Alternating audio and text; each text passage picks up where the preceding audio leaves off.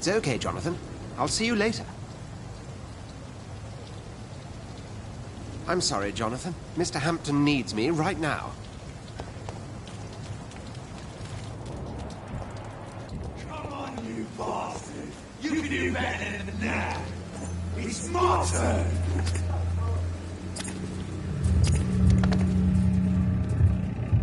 Rotten or pristine, each heart contains the seed of life.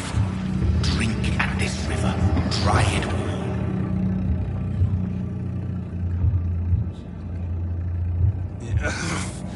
Oh, come on, you bastard! I won't bite. Sir, please. You've lost too much blood. Calm yourself. You think I didn't notice? Stop your staring and get me to an hospital, you arse!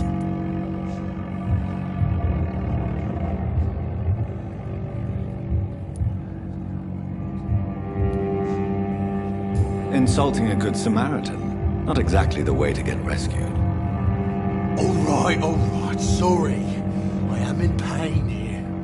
My guts are spilling out onto the street and you're yabbering on. Yes. That's a very nasty wound you've got there. Take my word, I am a doctor. Dr. Jonathan Reed.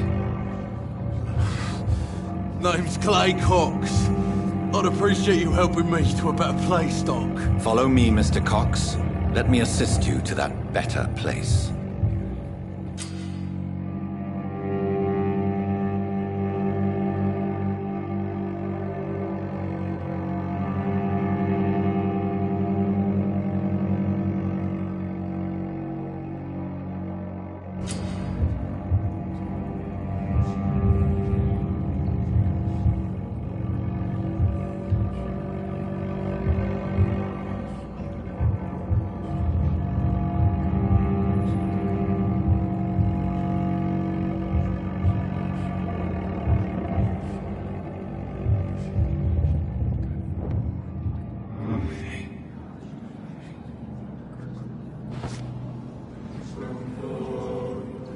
Bring this fading light into the shadows.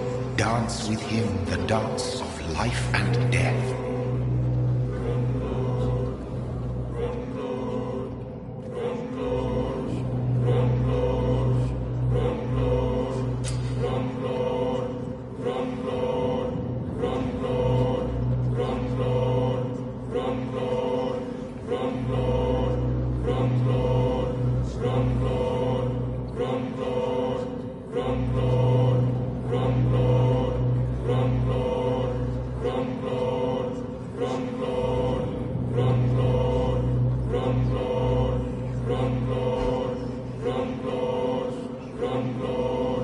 No more. Not tonight. Not like this. I will not take another life.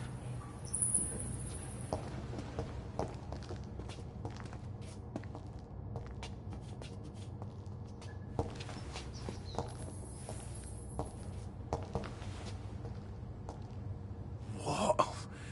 What happened? Did I black out?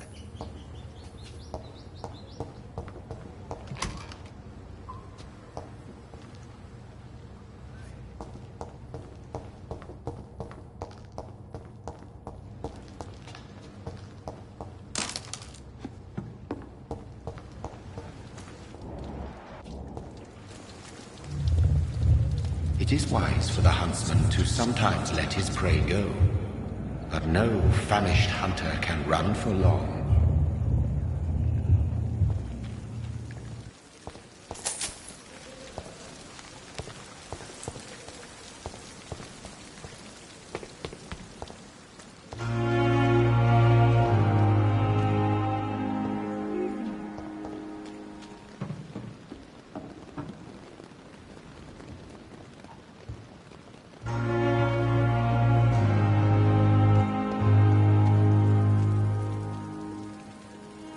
Good evening, sir. So it is true. The famous Dr. Reed has joined us. I can't think of any better news during these terrible times. Do we know each other? Actually, yes. We met once before, at the Rockefeller University in New York. Dr. Tippett, yes, I remember. I was assisting Professor Carell in his research about coronary bypasses. He had nothing but praise for you. He was also very confident about your future. And look at you now. Eminent surgeon and blood transfusion specialist.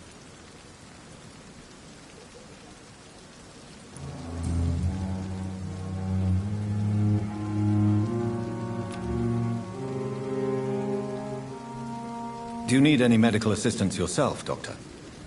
Come on, don't be ridiculous, dear colleague.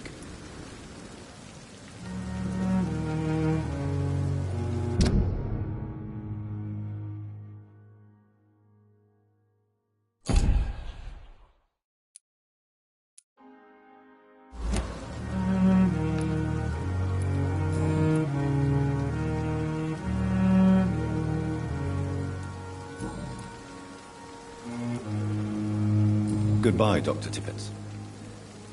I'm not one to make wait, Doctor. I've patients to attend.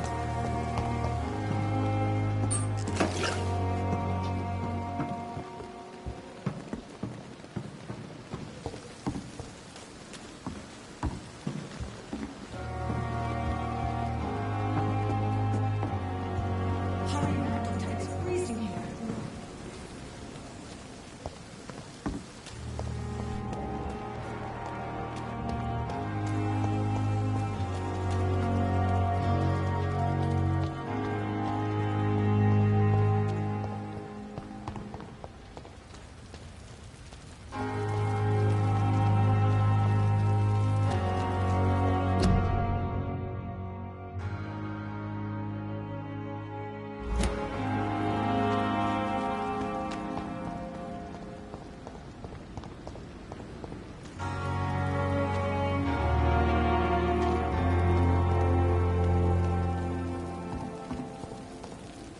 Doctor, where have you been?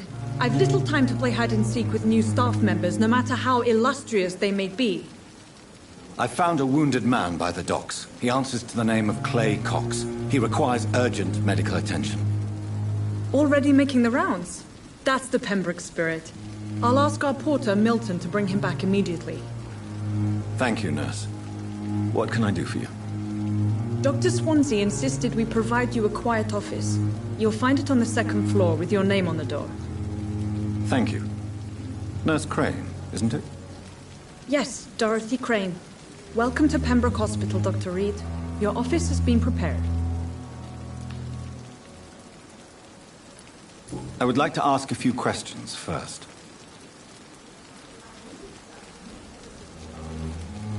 What kind of man is Dr. Swansea? Well, you accepted the job from him. I thought you would have known about your employer.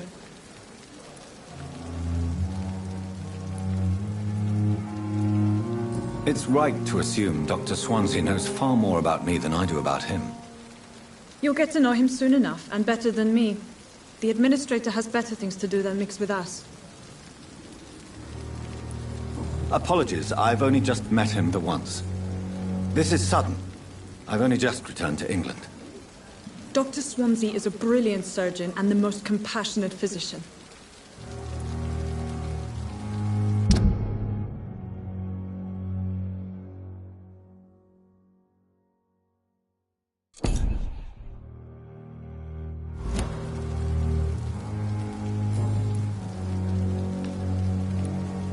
And Mr. Hampton, the patient we brought in, how does he fare?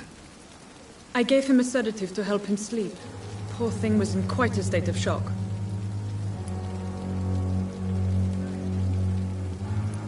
If you could point me in the direction of my room again, nurse. Second floor of the hospital, left after the stairs. It's the last vacant office at the end of the corridor. Thank you, Nurse Crane.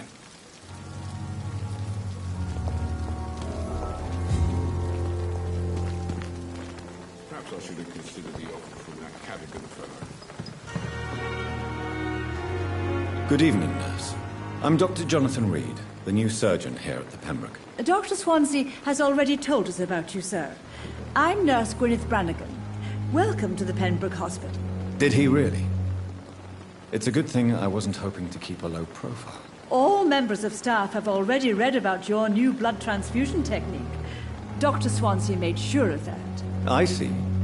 Well, I'm a little surprised, but I suppose I'll just have to deal with this unexpected notoriety. You must know, blood transfusions are Dr. Swansea's primary subject of research. He is convinced it is the future.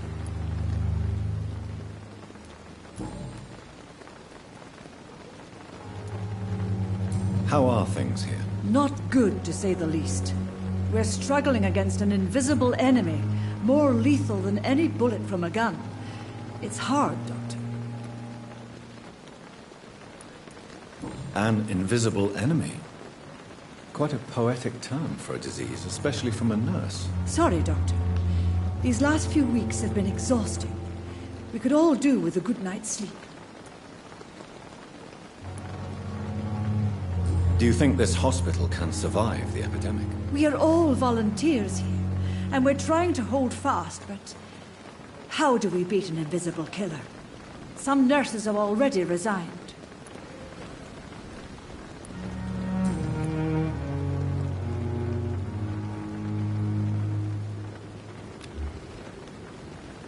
Do you require medical assistance, nurse? Thank you for your concern, but I'm fine.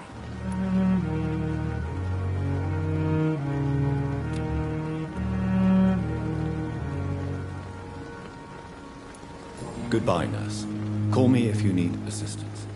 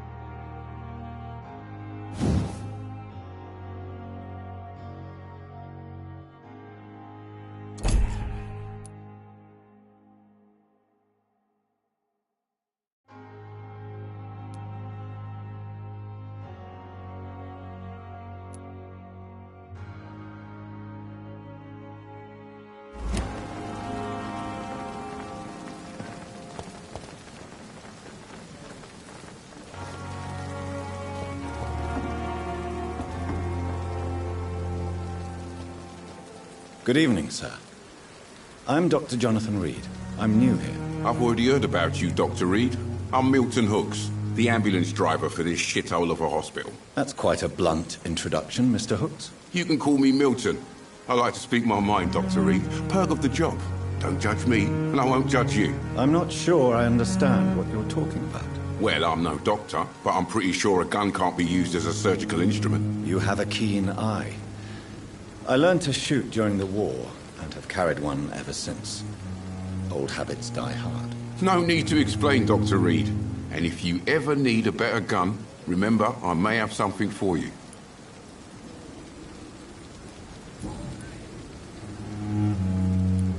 How is the situation around here? You want to hear the situation is all right? It's fucking awful. We lack everything, and it's getting worse every day. So what do you do exactly in this hospital? Apart from smuggling guns, I mean. I've been an ambulance driver since... too long, I guess. I bring sick people here night and day. It's a dirty job, but I get it done. Most of the time.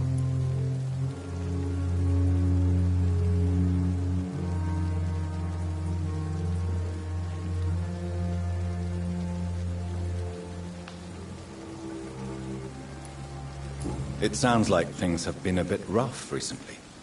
What's happened? Yesterday I got attacked by the patient I was bringing here. I escaped through the hospital's garden, but I lost my wallet when I was running. You left an infected patient outside the hospital? That's incredibly dangerous. Go there yourself if you want, but be careful, Doctor. I'd rather not bring your dead body back.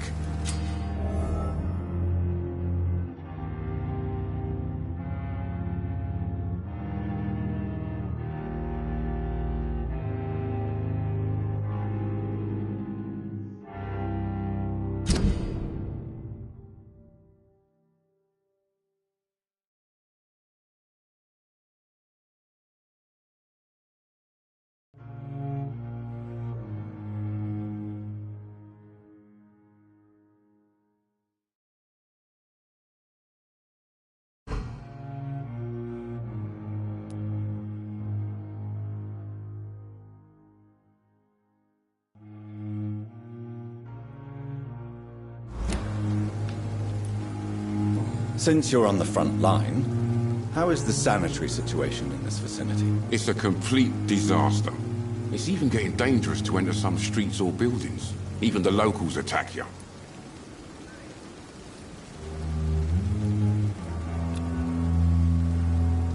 Do you need any medical help, Milton? I'm fine, Doc. Physically, at least. But I would give everything to be in a better place right now.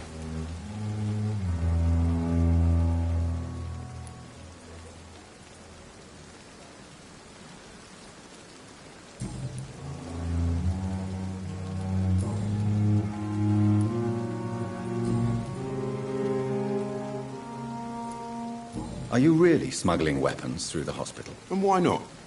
I've already been attacked by patients, you know. And by gang members willing to steal my money. But you're not defending yourself. You're selling guns to civilians. You keep people alive your own way, Doctor. I offer them another way to protect their health.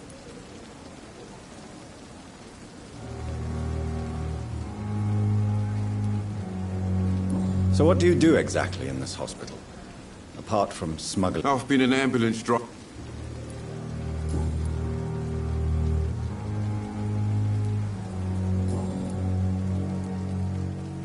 I'd like to see your goods. Wise choice, Dr. Reed.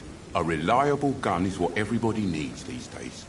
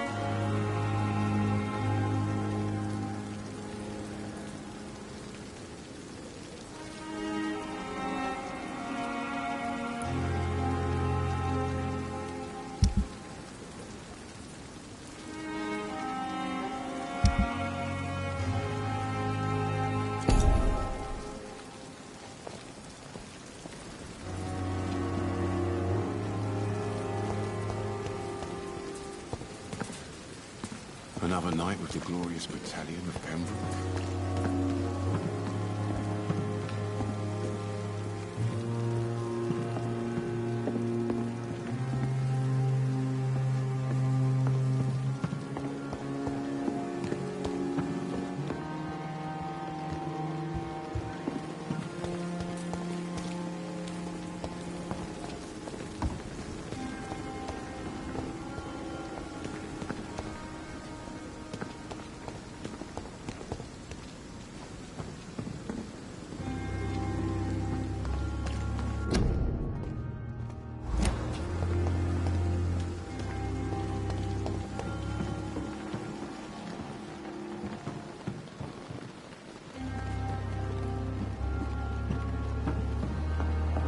I should have considered the offer from that Cadogan fellow.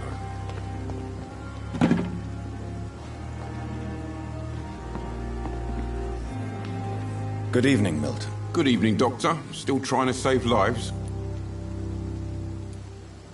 I'd like to see your goods. Wise choice, Dr. Reed. A reliable gun is what everybody needs these days.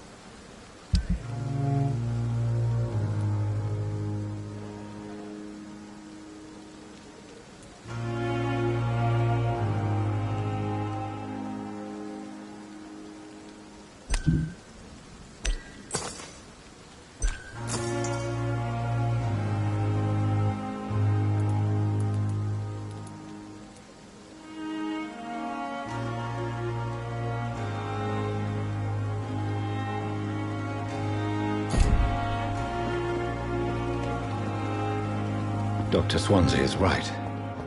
This place seems perfect to conduct my research. Good evening, sir. I'm Dr. Reed. I believe we're going to be colleagues. Reed? Yes, I've been informed about your arrival. I'm Waverly Ackroyd.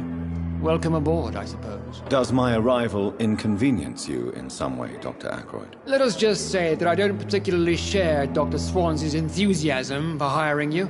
What we need here are reliable professionals, not overrated dabblers.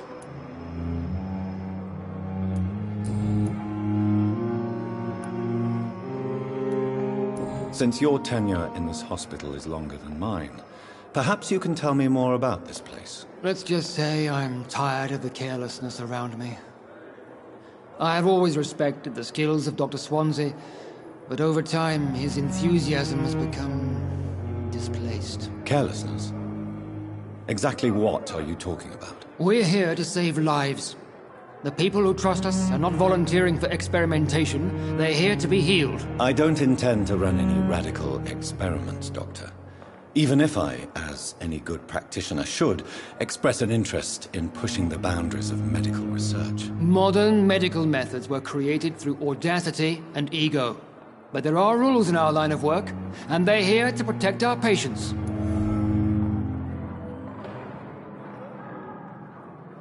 Don't worry, sir. I'll be back in a few minutes.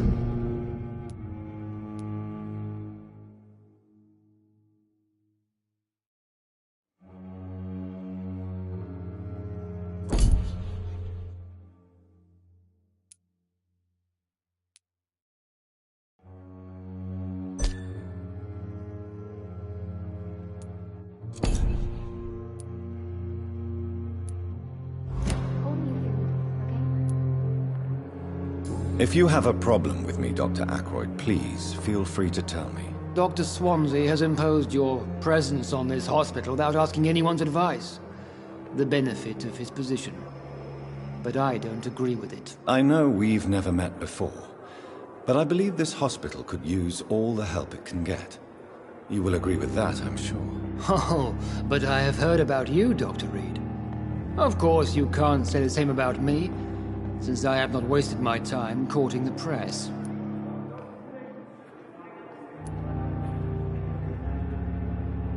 There is no need for such animosity between us. Don't you think the epidemic is already enough to deal with? That is one point we could agree on. And that is precisely why I want to be sure that you will be of help to this hospital, instead of a burden.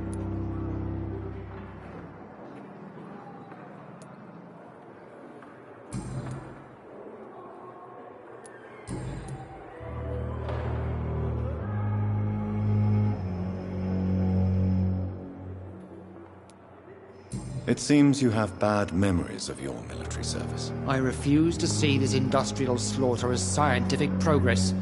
War only reveals the worst in men. We can at least agree on something, Dr. Ackroyd. I don't know what you've heard about me, but I have already proved my value as a practitioner. I don't question your skills, Dr. Reed, but your motive. Is it money, fame, or are you truly dedicated? And what exactly is that supposed to mean? I served in the war just like you. But unlike you, I did not use the wounded to play the modern sorcerer. Be careful what you insinuate, Dr. Ackroyd. I only want you to admit you used those men to improve your theories.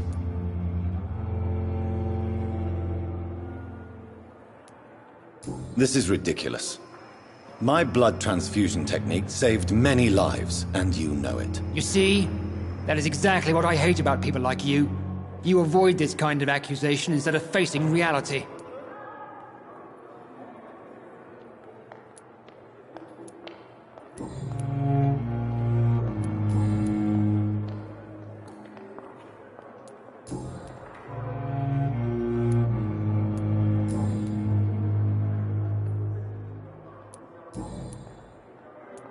Thank you for your time. We'll talk later.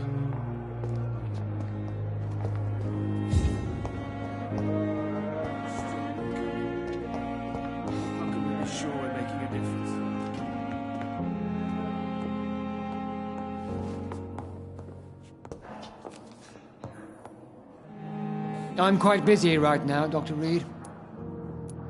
Thank you for your time. We'll talk later.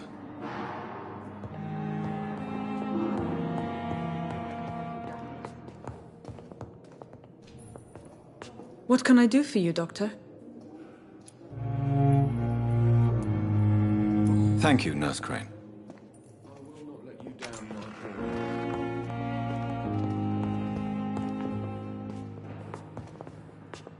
Good evening. I'm Dr. Reed. Can I help at all? No. Really? Why are you here, then? I don't want to talk. My throat hurts too much. I suppose that this pain is the reason you're here. Is someone taking care of you? Yes. And no. Could you at least tell me your name, sir? Mortimer. Mortimer Goswick.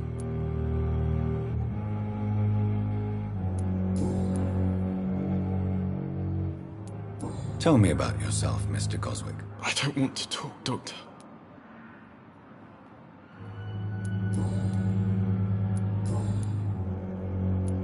How painful is your throat, Mr. Goswick? So painful I'd rather not talk at all, Doctor. I'm sure you realize a doctor and his patient have to communicate, sir. Would it help if I gave you some paper and a pen? Not really. I see. Then maybe it's not just your throat that hurts, Mr. Goswick. Perhaps your sore throat is just the consequence of something more hurtful. Yes, maybe. But I don't want to talk or even write about it now. But in the circumstances, I'm willing to give you the benefit of the doubt. How painful is your throat, Mr. Goswick? So painful I'd rather not talk at all, Doctor. I'll let you get some rest, then. You always knew the words to calm the children, Ellen. Good evening, sir. I'm Dr. Reed. May I help you? I don't know if a third opinion is needed. Your colleagues are already arguing about my condition. I see. Would you mind telling me more about your situation? I'm Harvey Fiddick. All I want is to get me bloody arm fixed properly.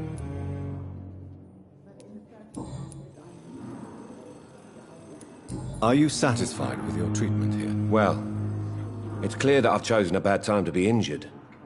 Forgive my bluntness, but you seem overwhelmed by cases of the flu. I won't lie to you about it. I'm afraid we are. Are you sure you don't want to operate yourself, Dr. Reed? I have the feeling you're very capable, and your colleagues seem to think so too. In other circumstances, you would be right. But for now, I don't think I can take on the responsibility. My apologies. Tell me about the doctors who are arguing about your case. Strickland and Aykroyd. They both want the best for me, but there's a lot of pride there. Doctors are no different from carpenters, it seems. What do you mean? I often had professional arguments with rivals on a building site. Difference is, I disagreed about wooden nails, not flesh and bones. Tell me about yourself, Mr. Fiddick. I'm just a regular guy waiting to get his arm fixed, so I can return to work and to my family. I was more curious about what you were doing before being hospitalized. I'm a carpenter, and a good one too. But that means I need both arms to feed my family, Dr. Reed.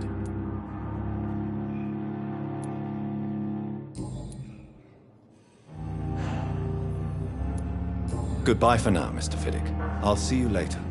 Always knew the words to calm the children, Ellen. As for me, what a bloody... Good evening, Doctor. I believe we're going to be working together. Dr. Reed.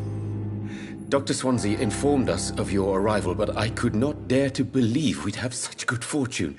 Such an honor, sir. Thank you. And you are? I am Thoreau Strickland, Dr. Thoreau Strickland. I'm a great admirer of your work, Dr. Reed.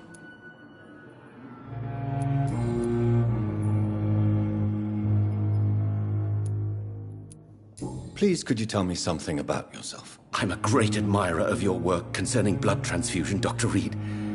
I run my own experiments. I'm convinced it's the future.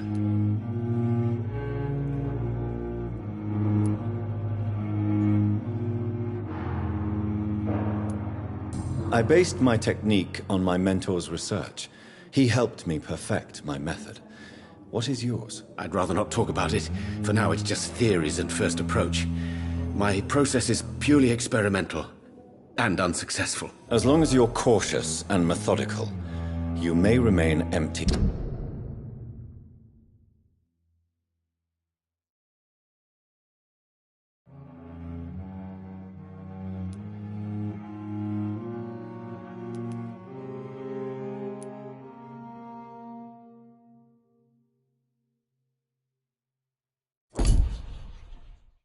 Handed, but you won't fail.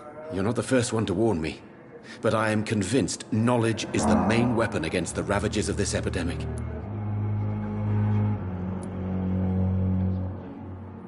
What made you choose to be a doctor? I'm not ashamed to admit you and your work have inspired me. I am honored to have the opportunity to work by your side.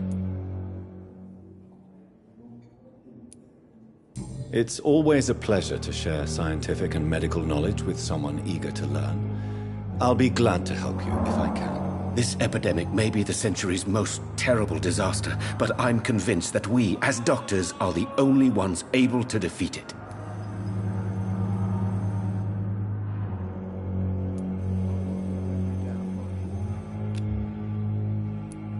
What made you choose to be a doctor? I'm not ashamed to admit you and your work have inspired me.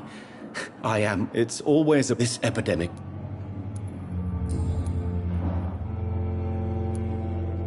What do you think of Dr. Ackroyd's aversion to modern medical methods? It's a shame he's so narrow-minded. Dr. Swansea taught me that science is about exploring uncharted territory. I'm convinced that's true. With the influenza and all that's going on, you should put your differences aside, don't you think?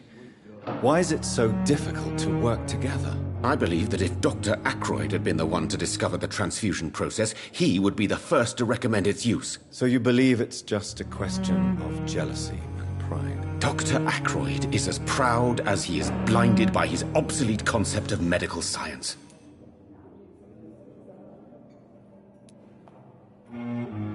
What do you think of Dr. Ackroyd's aversion to modern medical methods? It's a shame he's so narrow-minded. Dr. Swansea taught... With the I believe that... So you believe... Dr. Ackroyd... What can you tell me about the Pembroke? Well, it has always been an honor to work with Dr. Swansea. But with your arrival, I can't think of a better opportunity to learn about blood transfusion. You seem quite optimistic. It's a rare and precious attitude in these difficult times. I'm convinced that this epidemic is a test of endurance and dedication for us men of science. Questions remain about our capacity to resolve the situation. True. Last summer, during the first wave of the epidemic, I used to joke with Milton about the extra work. We're not smiling now. Do you need help with anything in particular? Well, yes, maybe. I'm waiting for a batch of products I ordered for my personal research, yet my supplier seems to have vanished. Do you want me to play the errand boy for you? Oh no, Dr. Reed. But if you went personally to his shop, what with your reputation and all, he wouldn't dare to refuse the products I need. I see. Well, give me the address, for I may pass by if I have time.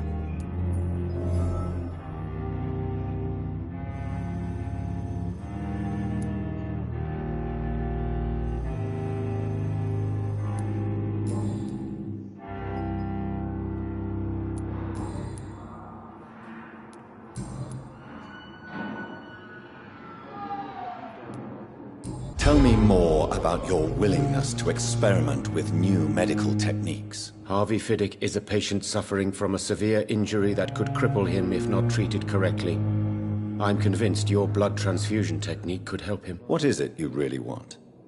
To save him, or to prove your point? Fair question. I want nothing but to save my patient, Dr. Reed. Especially since I know Mr. Fiddick's story. Tell me Mr. Fiddick's story. Our first diagnosis was compromised because Mr. Fiddick lied to us about the real origin of his injury. He first claimed it was an accident. But why would he hide such crucial information from us? Because he is a proud father, ashamed of putting his children at risk because of his own negligence.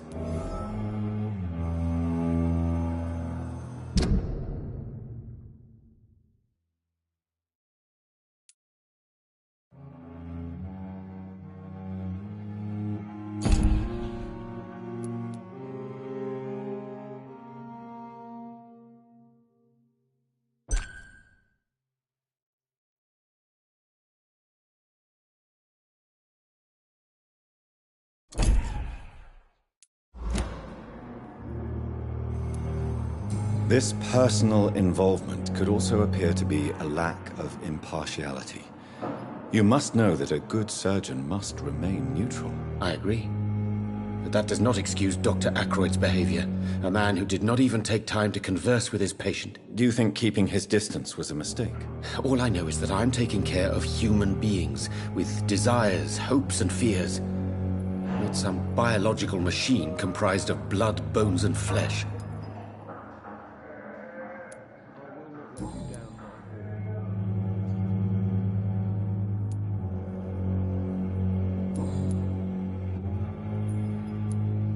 Goodbye, Dr. Strickland. You always knew the words to calm the children, Helen. But in As for me, what a blundering idiot.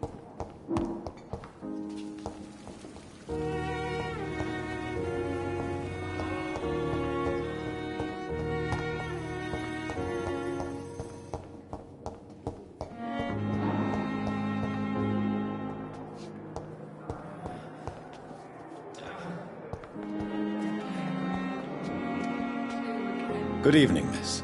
I'm Dr. Reed, the new surgeon at the Pembroke Hospital.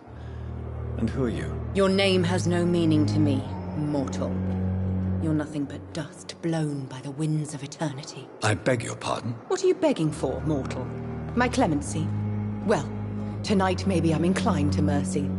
You'll never forget the night you met Thelma Howcroft. You keep calling me mortal. Why is that? And if I'm mortal, what are you? Well, Dr. Reed, if you must know, I'm a vampire.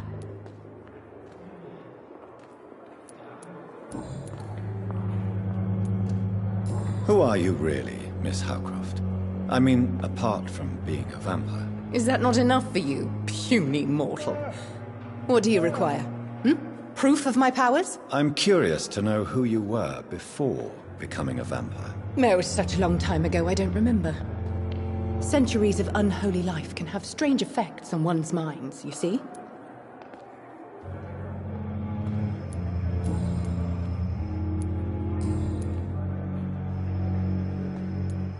I'm assuming you must be a patient here.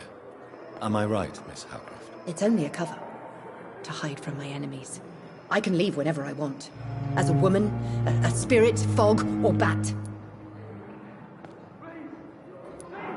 The staff here are not your enemy.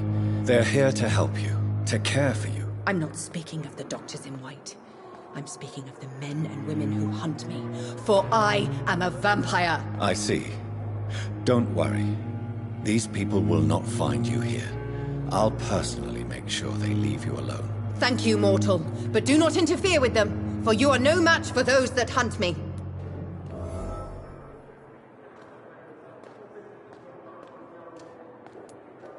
Who are these enemies you mentioned? Can you describe them? I cannot say for sure.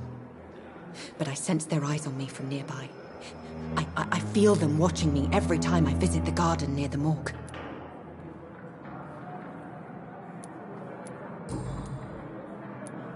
And why do you believe you're a vampire? I don't need to believe anything. It is what I am. It is what I feel within this hollow shell of flesh.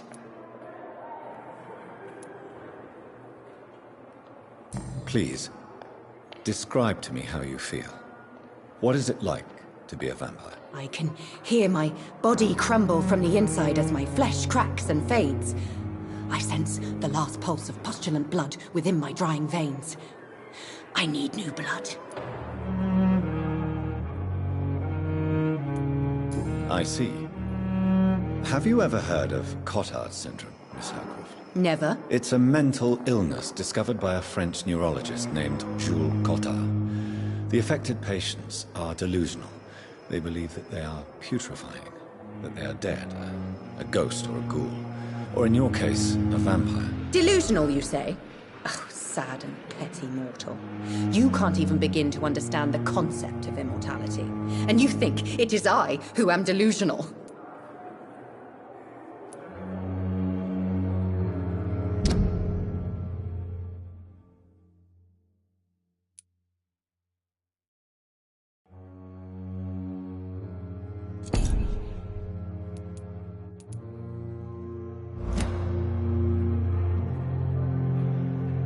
Do you require my services, Miss Howcroft? I have no need for your medicine, Dr. Reed. Blood is the only drug I need.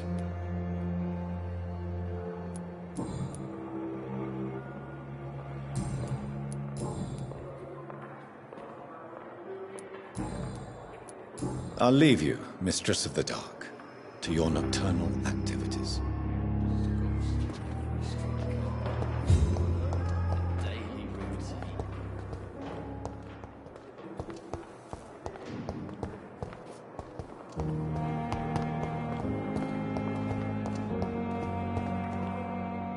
Good evening, sir. Can I help you? Unless you're here to fix my face. No. I don't think you can help me. I'm Dr. Reed. I've recently taken the position of head surgeon here. War injuries, am I right? You guessed right, Doctor. German shell took my pretty little mug right off. But they still call me Thomas Elwood.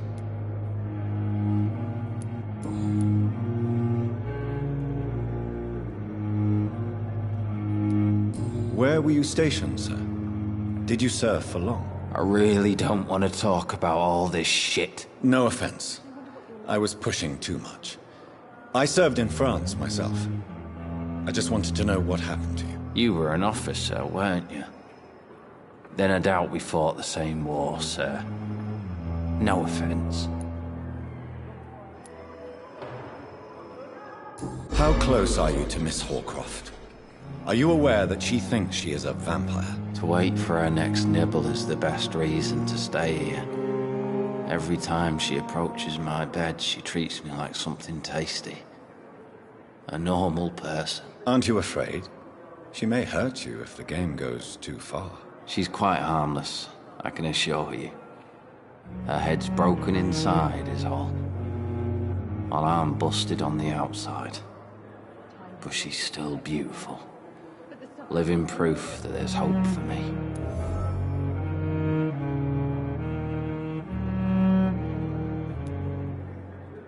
You do realize she's mentally disturbed.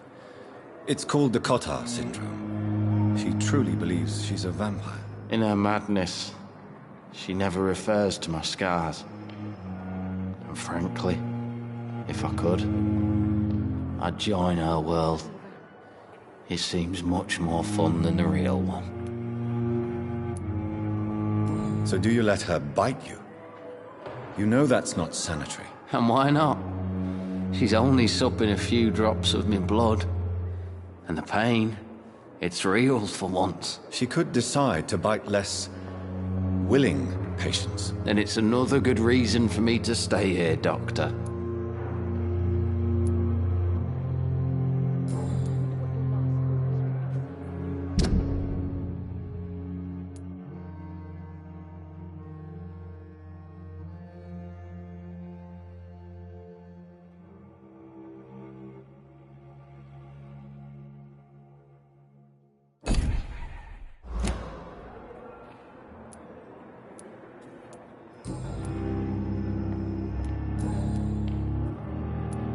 How is your stay with us, Mr. Elwood? Oh, it's bliss.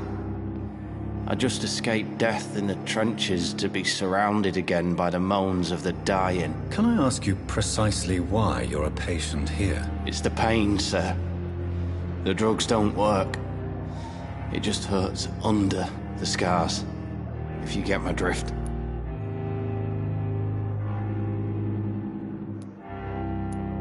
Who is treating you? Is someone in particular looking after your case? Nobody since the old and tired doctor spoke to me. Started to think I was forgotten about. Wouldn't blame you. You don't seem worried by that. My face hurts so much more when I smile or cry. I've learned it's easier not to speak. But be assured I'm smiling inside.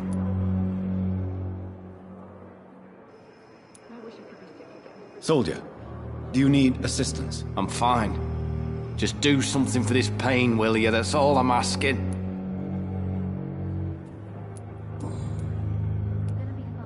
How is your stay with us, Mr. Elwood? Oh, it's bliss. I just escaped death in the trenches to be surrounded again by the moans of the dying. Can I ask you precisely why you're a patient here? It's the pain, sir. The drugs don't work. It just hurts under the scars, if you get my drift. Can I do anything for your pain? Nurses gave me a bunch of pills. No effect. Told you. It's like the flames are under my skin, burning away.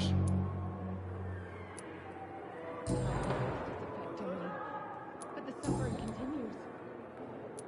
Goodbye for now, Mr. Elwood. Damn. The pain. It's here again. I wish I could be sick again. Good evening, Mr. Hampton. How do you feel? Dr. Reed, is it? Oh, sir, I must apologize for my behavior. What do you mean? I was not myself in the factory. Fear and exhaustion made me say awful things to you, I'm afraid. You remained perfectly nice and polite. A little delirious, perhaps. But who wouldn't be after enduring an abduction? Thank you, Doctor. That's a relief. Now all I need to do is rest and return to my flock.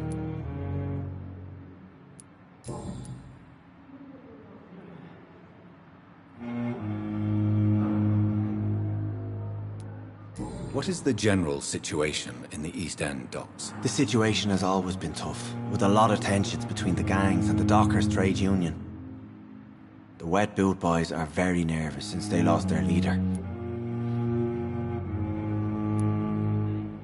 Who leads the gang now? Since Clay Cox went missing, it's his wife Edwina who runs the show, with the assistance of her minion, Booth Digby. Has the gang been threatening you? Ah, no. I've had this nickname for so long, you know, the sad saint of the East End. No one dares to bug a saint, not even criminals.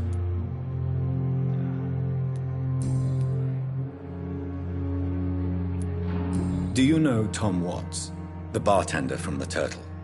I met him before I found you in the canning factory. Tom? Yes, of course. Always the helping hand, good old Tom. Without men like him, corruption and despair would have wiped out the East End long ago.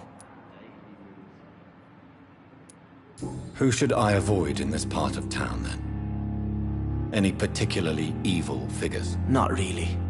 Most men and women are just doing their best. And it's not my habit to speak ill of people I know, Doctor. People are still in despair. How could it be otherwise?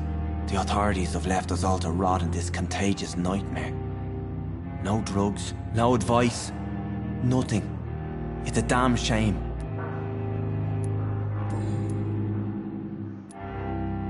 How did you end up in William Bishop's den? I had received alarming news about his recent behavior. I went to his place and he refused to let me go.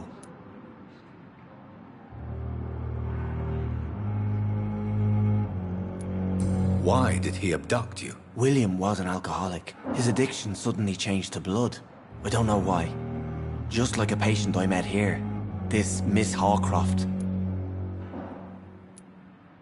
You dared to enter this awful place alone. You're a hero, Mr. Hampton. Or a fool. I'm just a man trying to help his friends, Dr. Reed. William Bishop was a conflicted soul, searching for light.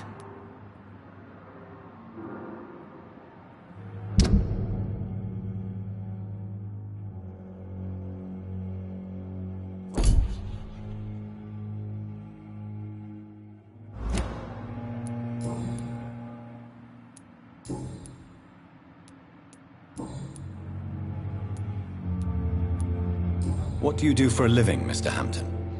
I can't help but notice the cross around your neck. I manage a night asylum for the poor and homeless of the docks. And I try to guide the lost and hesitant on the right path to our Lord.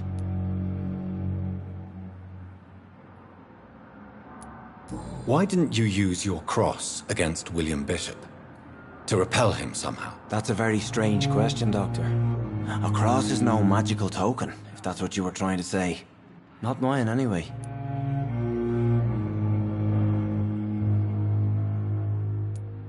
Are you a priest, Mr. Hampton?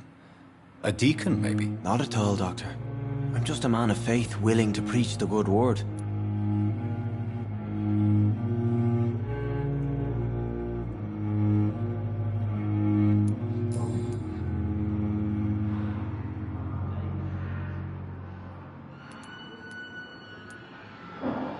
Have you made friends since you arrived? Not really, but I recognize Miss Harriet Jones.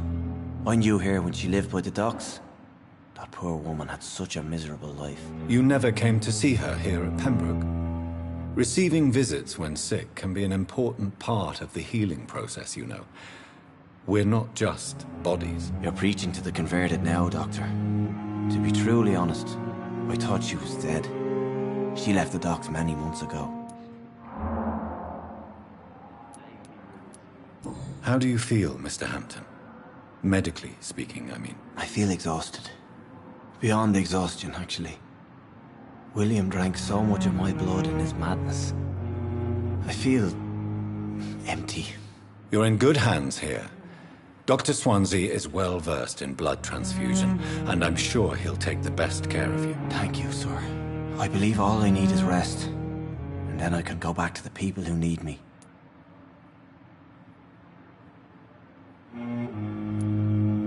Have you made friends since you arrived? Not really, but I recognize Miss Harriet Jones.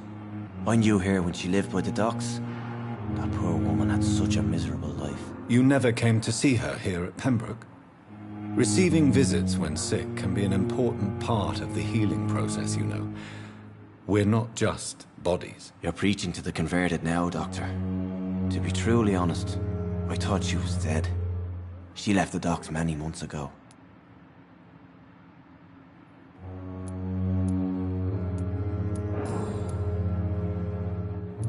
Goodbye, Mr. Hampton. We'll talk again later. Disgust on every street corner. It's locked. Lost its effect on me, but the suffering continues. Good evening, Miss Howcroft. How are you tonight? I need blood, Doctor. Warm, rich, vibrant blood.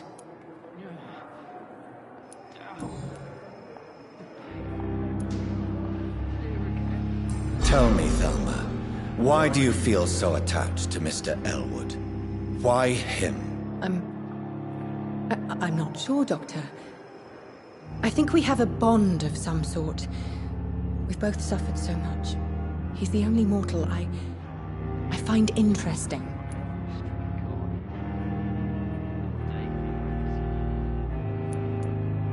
Do you plan to make him a vampire too? Of course not. How could I inflict my curse on anybody else? I'm not that cruel, Doctor. Would you say you and Mr. Elwood are romantically involved? No. No, Thomas is a delicate soul. Even though he disguises it. But I am not the woman he needs. No, for I am a vampire, Doctor.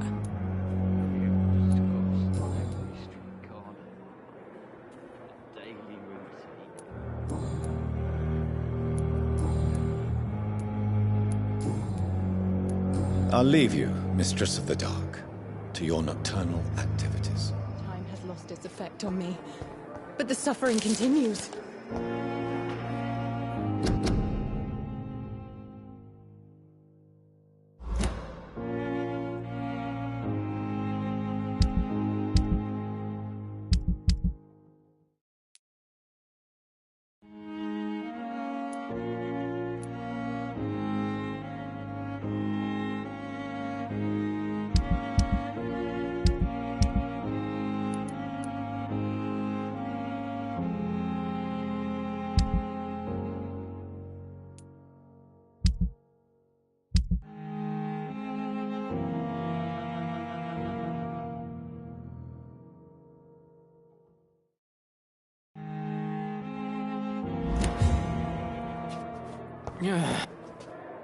Good evening, Mr. Elwood. Evening, Dr. Reed.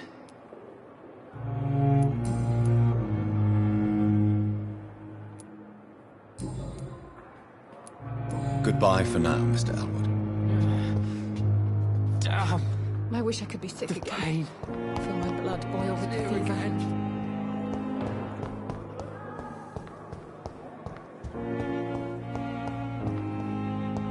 It's locked, all right. Good evening, nurse. Good evening, Doctor. I don't think we've been introduced yet. My name is Pippa Hawkins. And I'm Dr. Jonathan Reed. Dr. Swansea has recently offered me a position in this hospital. Well, it's a euphemism that your help will be appreciated, Doctor.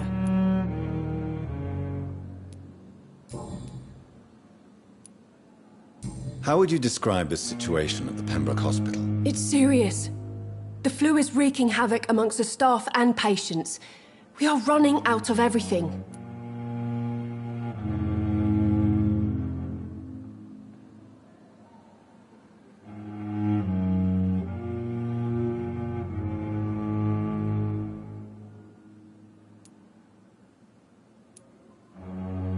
Nurse Hawkins, the Spanish flu won't last forever. Even the Black Plague didn't kill everyone. I wish I could believe you. But what if this epidemic was worse? What if in the end, nobody was spared?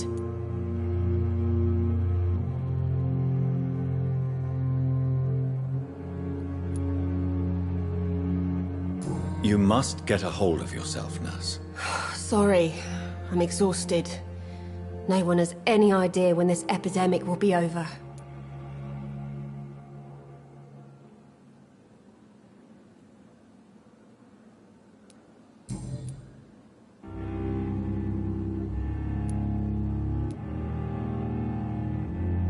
How long have you been a nurse? Well, long enough to see that the epidemic is winning. And no matter how qualified you are, don't tell me you'll change that.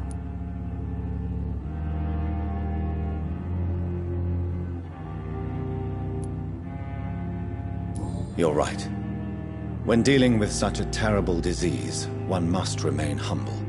But that doesn't mean we shouldn't try our best. Sorry, Doctor.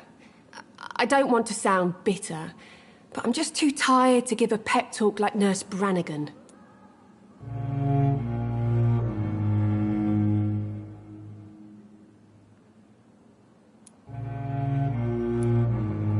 How is the Pembroke staff coping with the epidemic? Well, not well. Milton, the ambulance driver, is even more grumpy than usual, especially concerning doctors.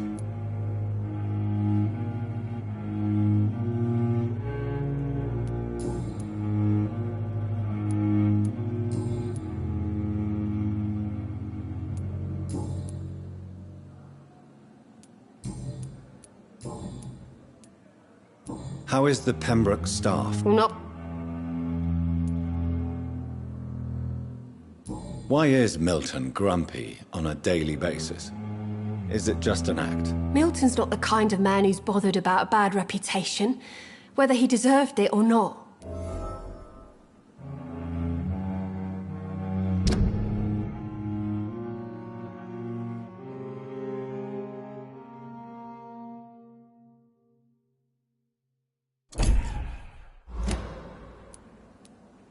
Why does Milton dislike doctors? I don't know. Just ask him. But be warned, Milton is not the chatty type.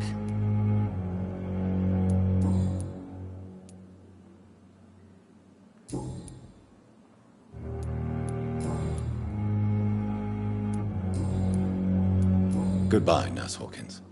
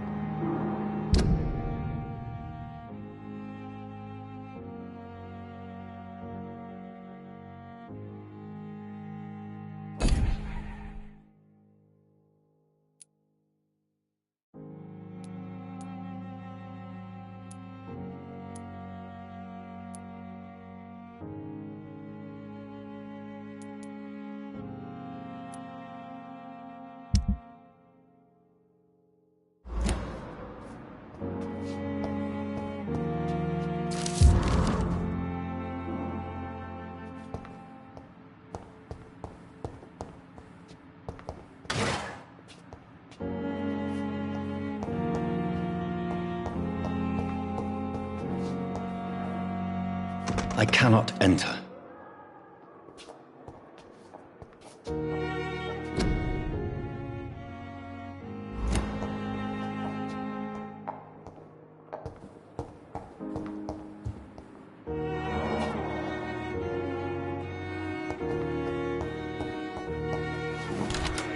This must be the place. It's definitely away from prying eyes. Relegated to the shadows. A kingdom of my own. At least I won't be sleeping in a coffin.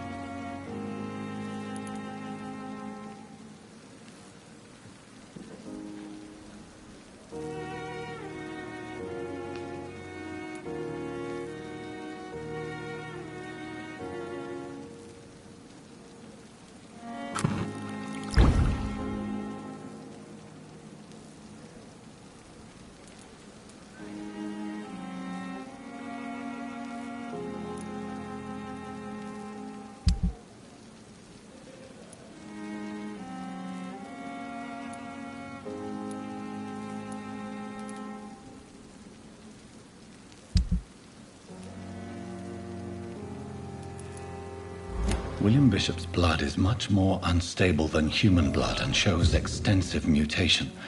But this is not what happened to me. I must keep on searching. The sun is about to rise. I can feel it. I'll continue tomorrow night. I have so much...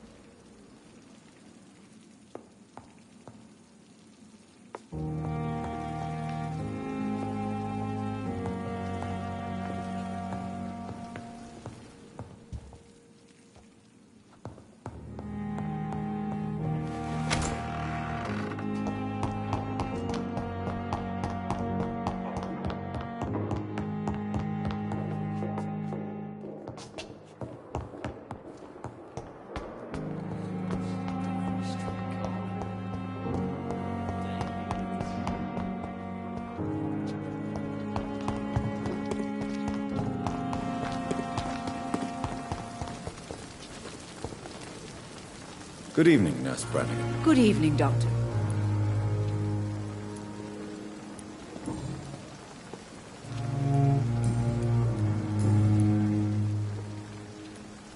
I'm not familiar with all the staff yet. Perhaps you could help me. Brilliant professionals, most of them. Dr. Swansea has a gift for recruiting talent. Most of them. Is there a problem I should know about, Nurse? It would be inappropriate for me to speak ill of a colleague.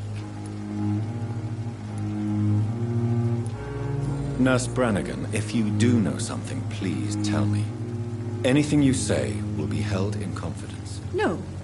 I may disagree with some conduct, but in the end, everybody is doing their best.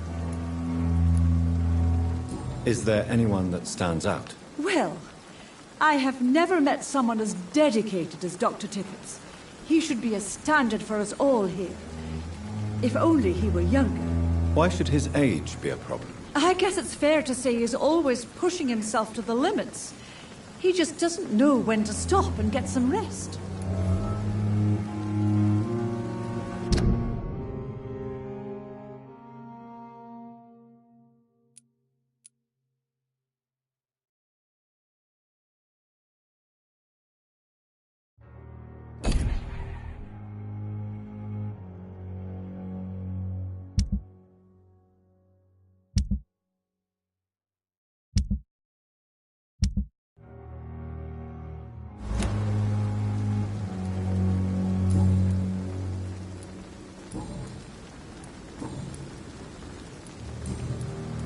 Goodbye, Nurse.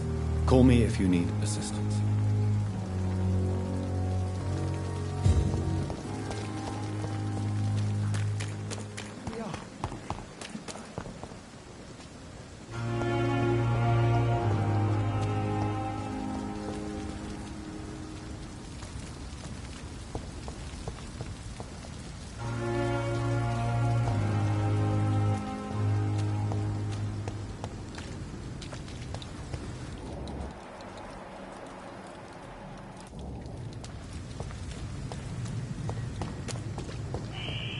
Scowl voices in the garden. I should investigate.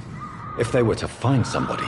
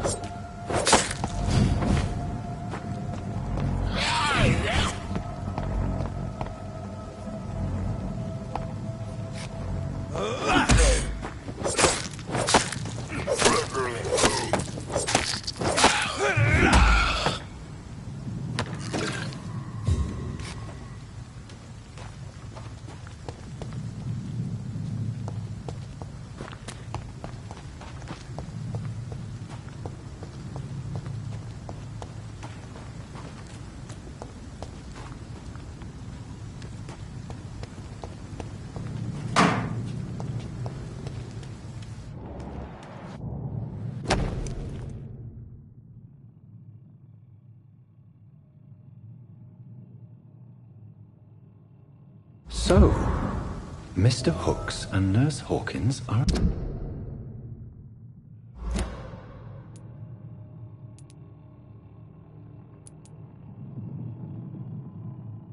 an item. Those two have hidden their affections well.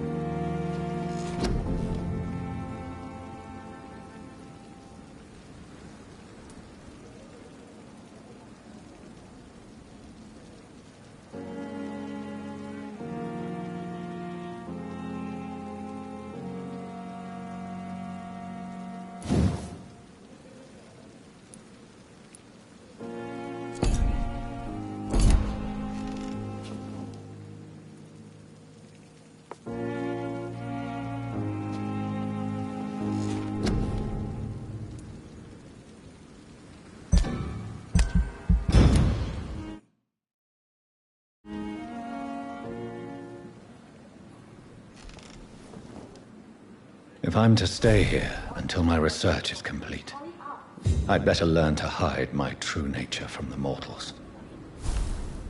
But what about my thirst for blood?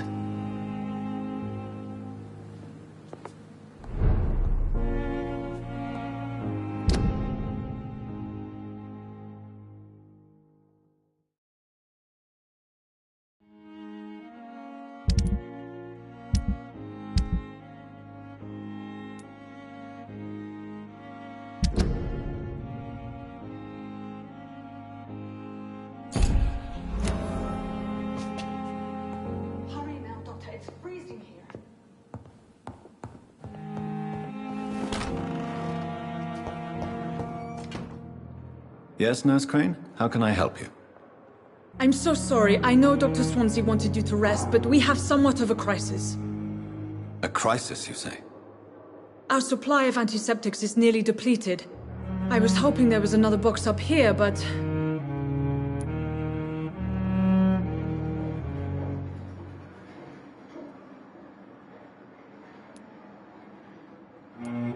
What type of hospital are you running? No antiseptics? You have been away too long, Doctor. With the war and now this epidemic, supplies have been running scarce for months now. I may have a solution. In France, during the war, drugs shortage was a daily problem, and we had to use our wits to overcome the shortages. However do you mean? If combined correctly, certain household chemical products can be used in a pinch instead. Now, where's the hospital storeroom? The storeroom? Fat chance. This is the Pembroke, and space is luxury we don't have. Everything used to be stored in the old morgue. Perhaps I should look there first. Where is this morgue? It's the large building behind the hospital. You'll need to go in the back door because it's been sealed off for sanitary reasons. Take this key. It opens a small back entrance at the end of a narrow street. The abandoned morgue behind the hospital. A small door at the end of a narrow street. On my way then. Thank you, nurse.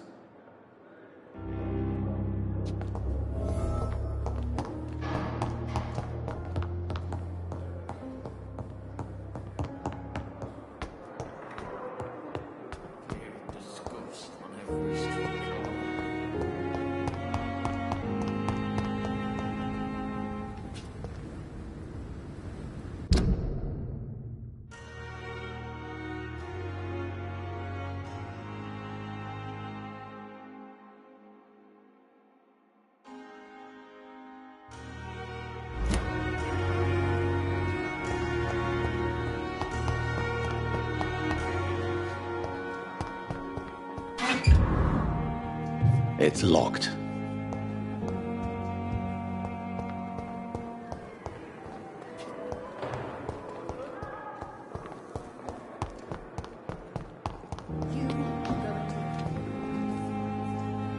Good evening, Milton. Good evening, Doctor. Still trying to save lives? I have some good news, Milton. What? The epidemic's over? I retrieved your wallet. With all the money and a certain picture. Well, yeah, Pippa Hawkins is my girl. So what? Is it the difference of skin colour that bothers you? Not at all, Milton. Good. Please, take this money anyway. To remind you to keep your mouth shut. Not everybody is as broad-minded as you, Dr. Reed.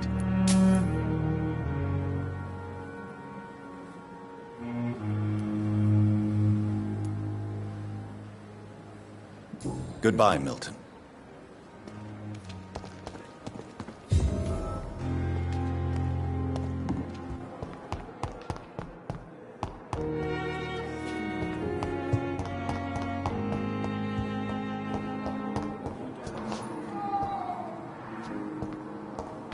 Thelma Howcroft said she was being watched by vampire hunters. Where are they hiding? I should investigate.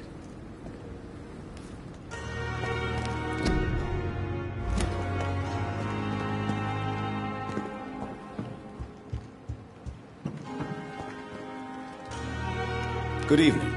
I'm Dr. Reed. Always a pleasure to meet a colleague, sir. Especially when he was supposedly dead. A colleague? Are you a doctor too? Not anymore, sir. I used to be Dr. Rakesh Chadana.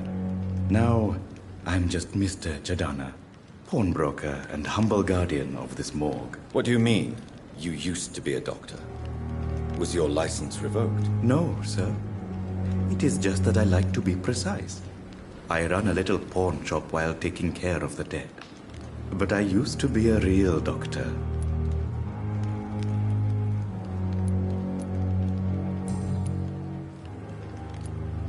Do you work here alone? Yes, very easy work, sir. All I have to do is watch a few bodies. The situation was very different when the main morgue was still open.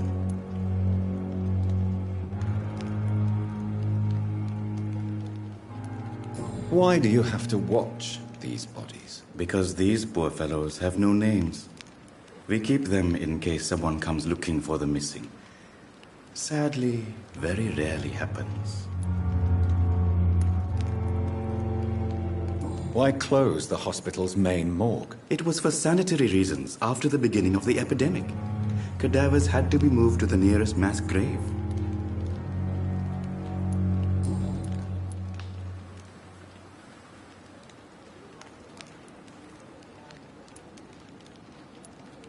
Have we met before? I don't think so, sir.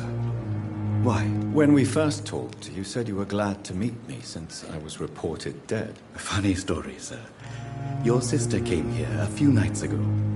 You were missing, and she was looking for your body. She must be very relieved now.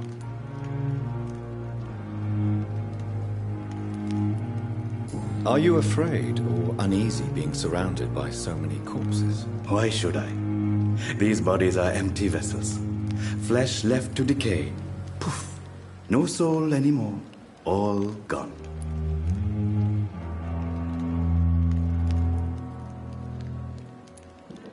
An interesting point of view.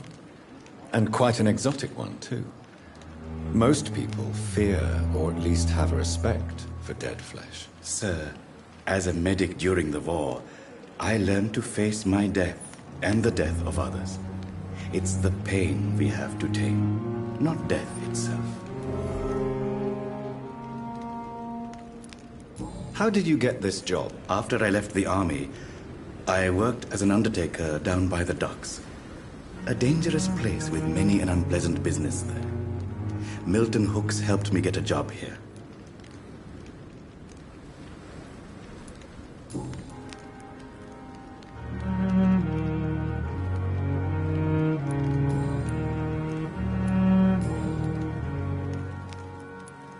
A pawnbroker?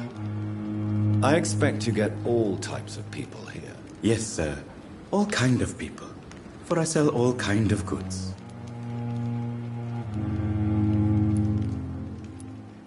What kind of goods? With the quarantine, it's not always easy to buy things. So I trade. I exchange. Some people sell, some others buy. I like to help.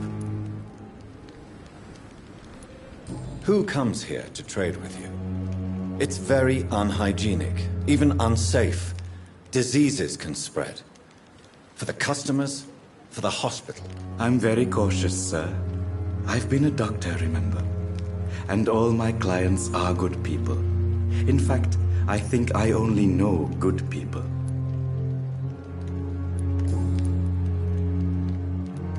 Since you're not afraid of dying, do you believe in life after death, Rakesh? No.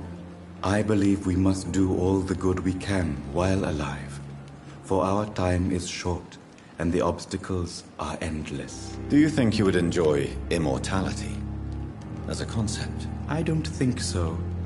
Don't mistake me. I love life, and I'd like to live a long life. But everything has to decay, sir. Even goodwill.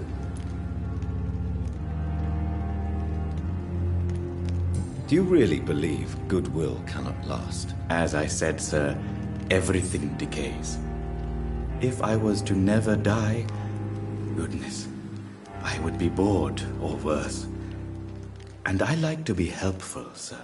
Quite depressing, wouldn't you say? Yes, but the good news is we'll all die before losing our humanity, sir. So you're ready to die? No, I'm not. I don't fear death, for I won't see it. What troubles me is the pain my death will inflict to those I know. You're a wise man, Mr. Chidana. No, Dr. Reed. I am a foolish man. But I like to think otherwise.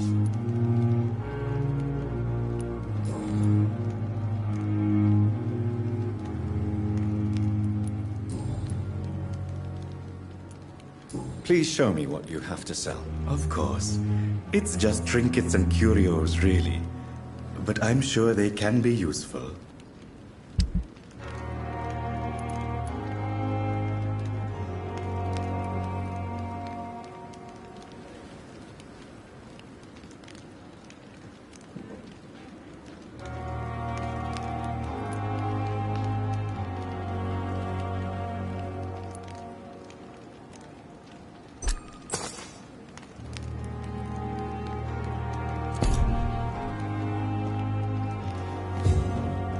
It's locked, all right.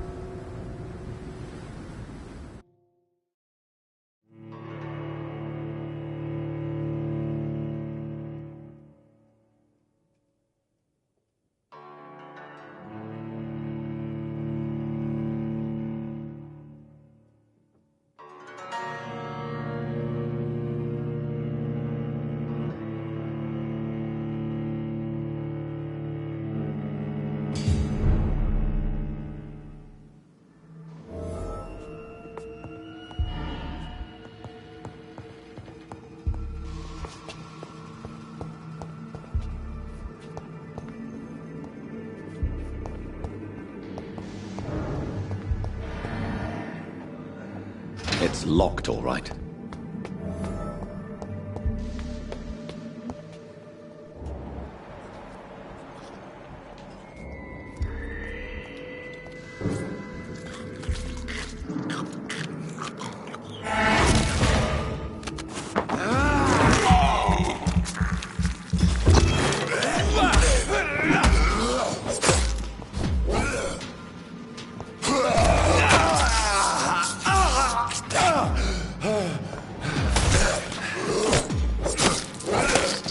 Behavior is similar to the infected William Bishop. Must be the same strain. This sickness moves faster than influenza.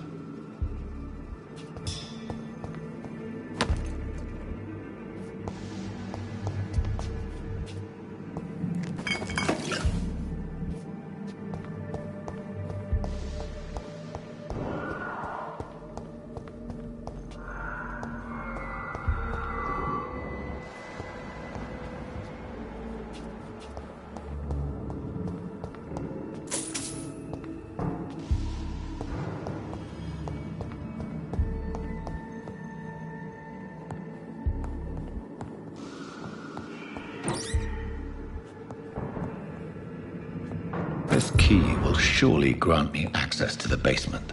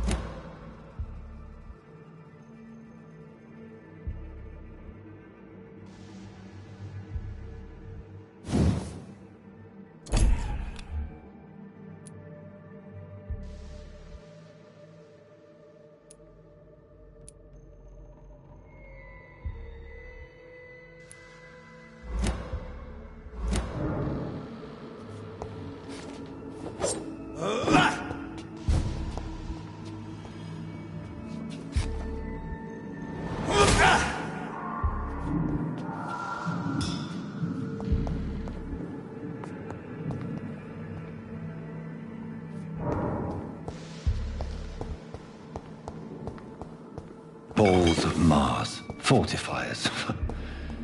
As popular as they are ineffective. But they do contain iron tartrate, and that might prove itself useful.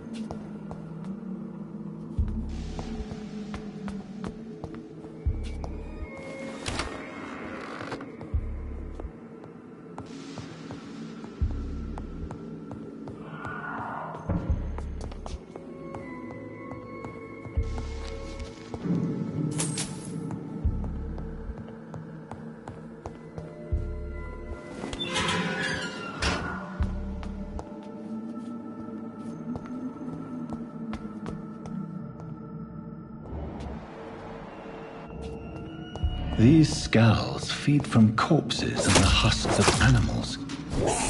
They're not after blood.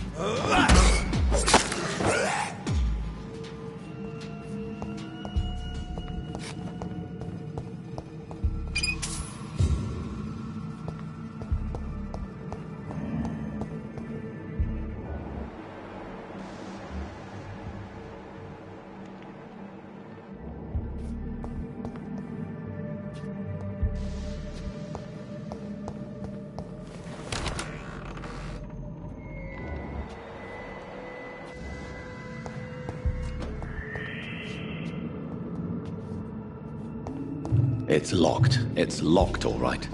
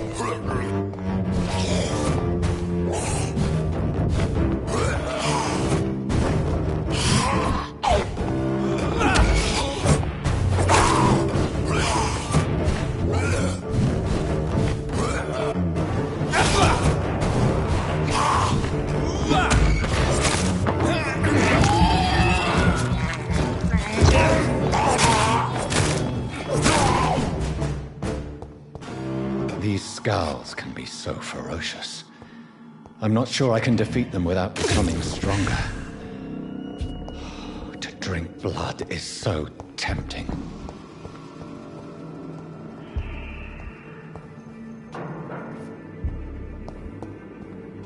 Sodium hypochlorite. Dangerous to administer, but efficient in the proper dosage.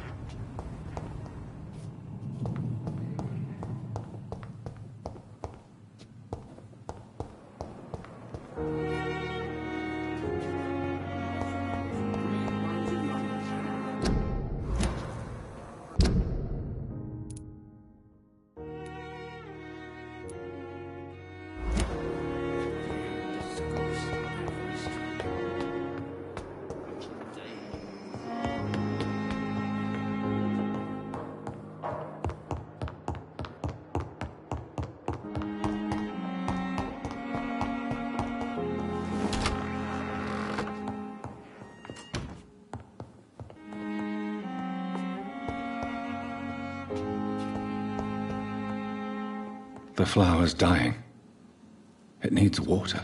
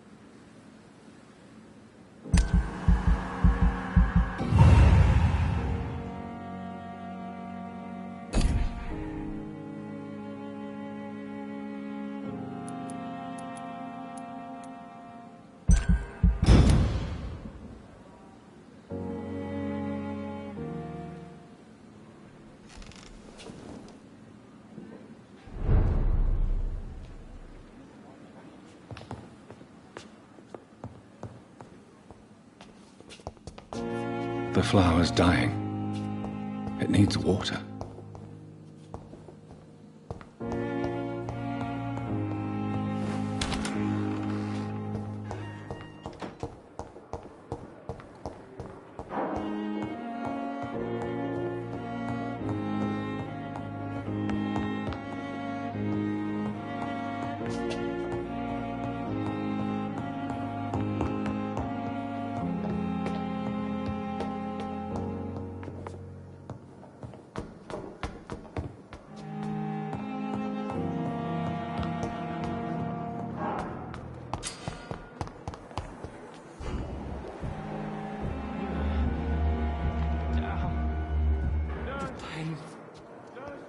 Here again.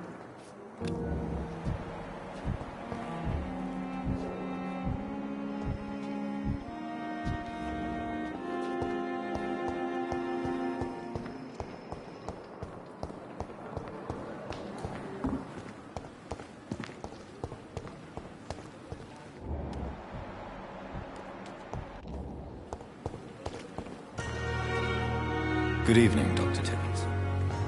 Dr. Reed, any good news to share?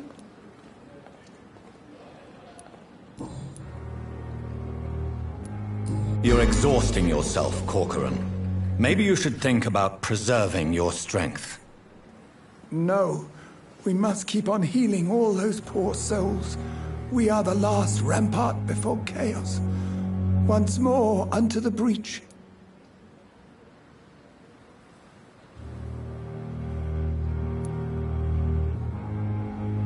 Nurse Brannigan is worried about you, Doctor. She should not have told you that. I will have a word with her. You don't have to blame her for her honesty. I'm not that kind of man, my dear Jonathan. Actually, Nurse Brannigan's opinion is the only one I may listen to.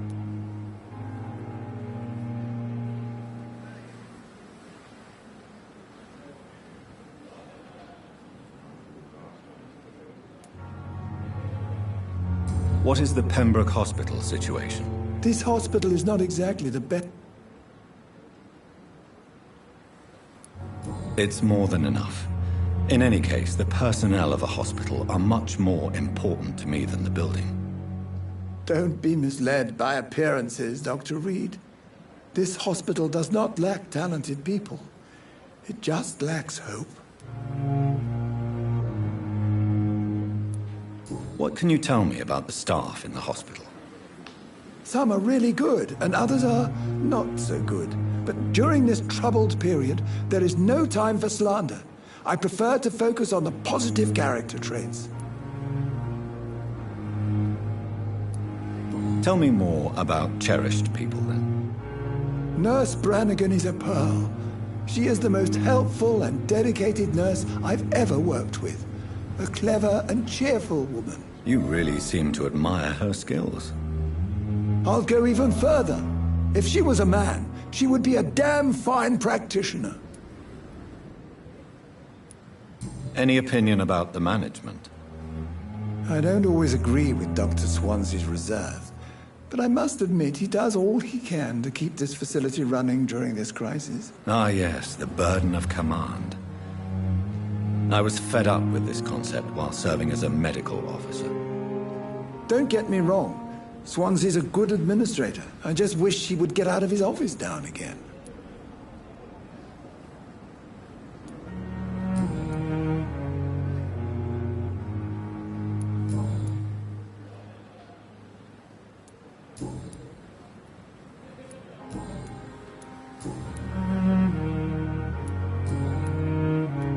Goodbye, Dr. Tibbets.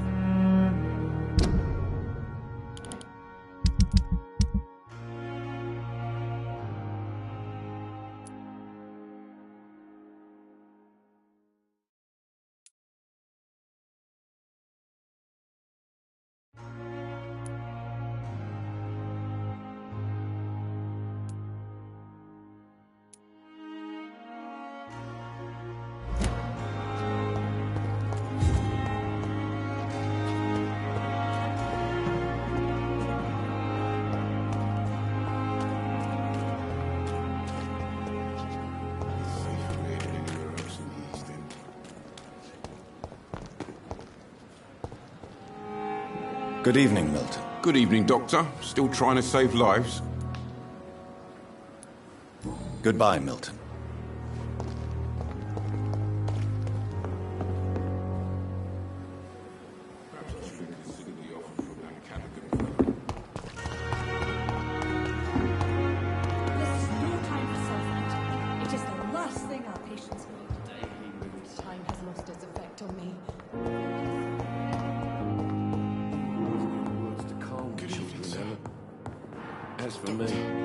Finally, you've returned, Doctor. Did you find anything of value? Yes, nurse. You've worked your first miracle, Doctor. Now, this patient here needs immediate treatment. Duty calls. When the storm has passed, I'll show you how to mix the remedy yourself with the same basic ingredients. Many thanks, Doctor. When you've finished, you ought to report to Dr. Swansea in his office. He's been looking for you. Seemed pressing.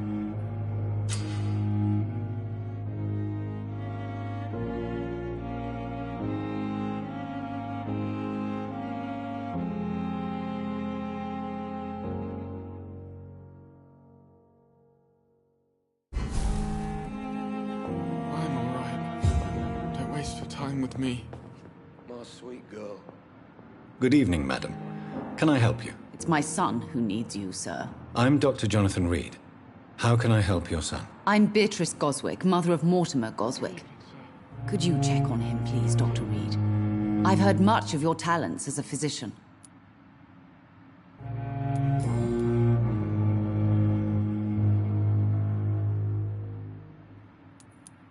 What can you tell me about yourself, Mrs. Goswick? Not much to say. Just take care of my Mortimer and I'll cover all the expenses. That's all that matters. May I ask if you have an occupation, Mrs. Goswick? I'm a teacher by profession. I teach young women who are more ambitious about their futures than their families. Are you really that rich? Most of the patients here are of a more humble origin, if I may say so.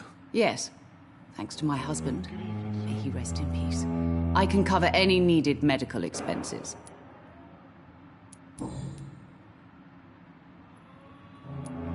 What do you think of your reception here? Any complaints? I have had the uttermost reservations about this hospital since we arrived. But we had no other choice, considering the state of emergency. Is there something in particular that's bothering you? Some of the staff were not especially welcoming. I suspect they're not accustomed to dealing with patients of such social standing.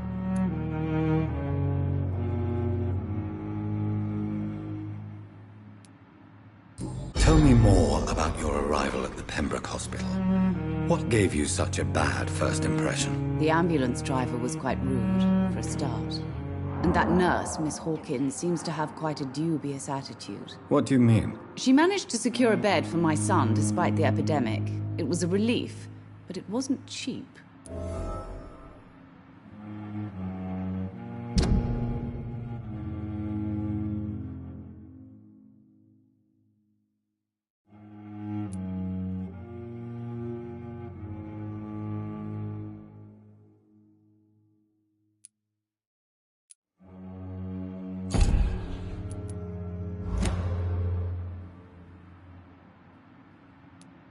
I share your concern, Mrs. Goswick. Be sure that I'll talk to the people involved. I don't expect compensation, Dr. Reed. But I'm aware such behavior would not be tolerated in other hospitals. She charged you for a bed? Yes, and I paid without question, considering the urgency of the situation.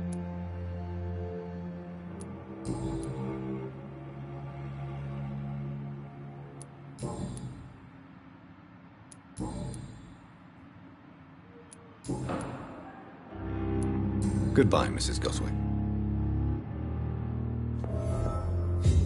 I will not let you down, Mike. Good evening, Mr. Goswick.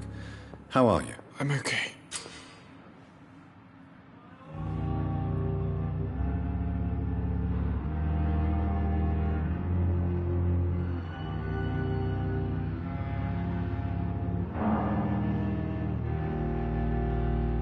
Do you need any help? I'm afraid I may, sir.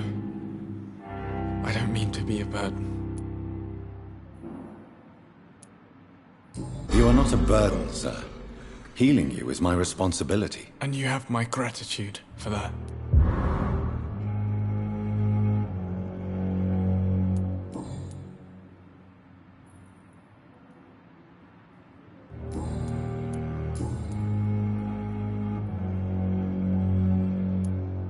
Why did your mother have you hospitalized here? She seems convinced this is a bad hospital. My mother just wants the best for me. She won't rest while I'm here. She'd go all the way to hell and back to help me.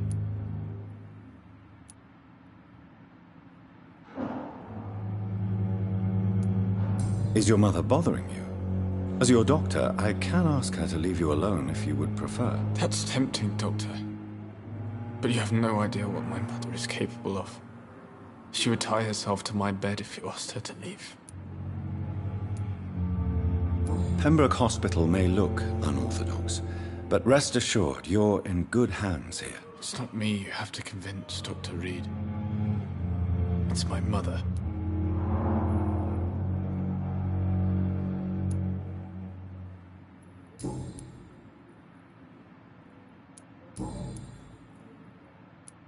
I have to go now, sir.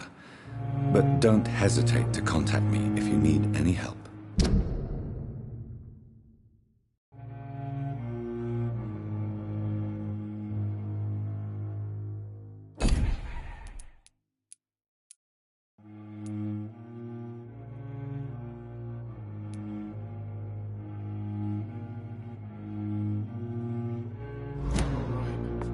Don't waste your time with me.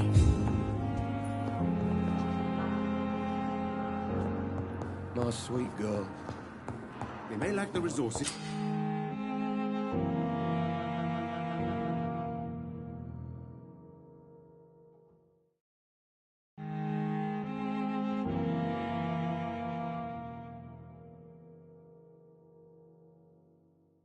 But we have some of the most brilliant minds in London at Pembroke.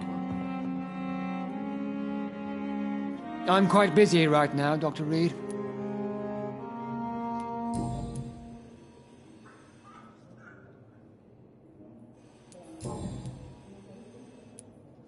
Thank you for your time.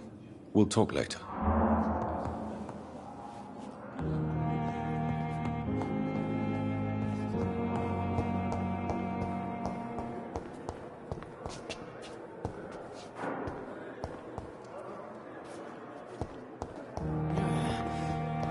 Damn. The pain. It's here again.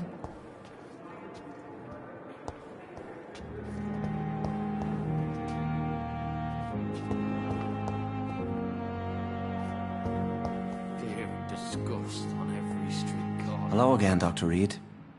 I feel better already. Can I go soon? Goodbye, Mr. Hampton. We'll talk again later.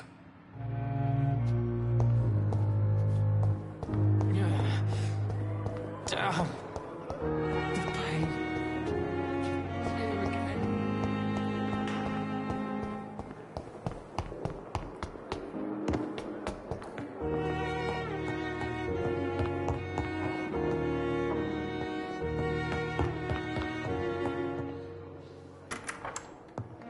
Please, Jonathan, come in.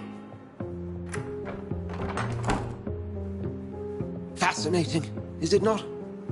In the last decade, so many mysteries have been brought to light with our microscopes. The human body, biology's penultimate frontier. The more we explore its boundaries, the less we're able to trace a clear line between life and death. You, my friend, have a foot in both countries. The view must be vertiginous. It's at least as vertiginous as chatting about vampires with you, I would say. This must be all so new to you. This area of town, the hospital, a brand new life.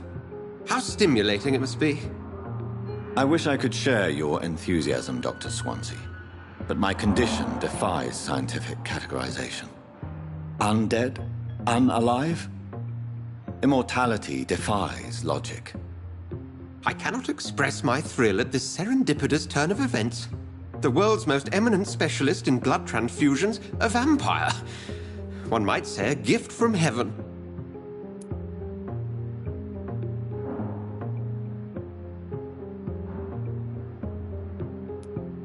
I'm a dead man. I was murdered. Now I'm a murderer. Tell me how this is a gift. Forgive me. I've been an admirer of your work for a long time, and now you are so much more than a brilliant physician. And please, call me Edgar.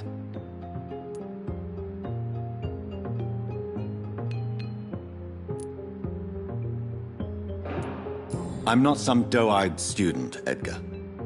I understand we both have something to gain from this relationship. Very well. I have a task for you, Jonathan. Something that will require all your newfound skills. Please, go on. The Pembroke only survives through the generosity of our benefactors. Unfortunately, our main donor has found herself in a bit of a bind. Now, if you could help her out... A spokesman or politician is what you need. That's not my calling. And until I come to understand what has happened to me, I require discretion. Discretion is in order, Jonathan. Lady Ashbury has recently received rather indelicate correspondence that, if revealed, would jeopardize her position. And you would like me to eradicate this threat? By the stole, of course not. I would just like you to pay her a visit. Her ladyship is certainly near the tents outside, tending the sick. You can't miss her. Look for someone impossibly delicate. Accepted. I'll see what kind of trouble Lady Ashbury is in.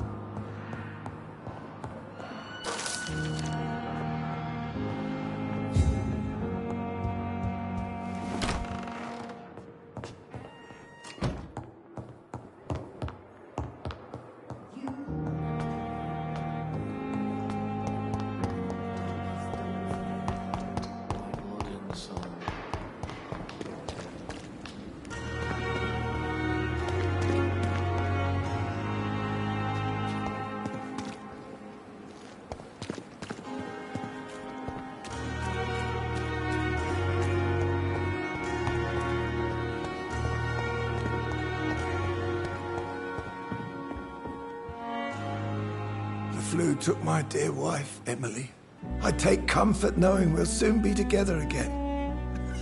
Mr. Rainfield, that's no way to talk. You're in good hands here, and we'll be up again soon enough.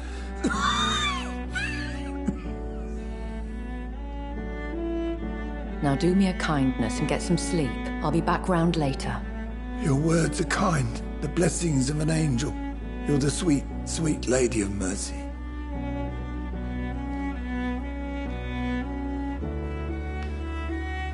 Good evening, Dr. Reed.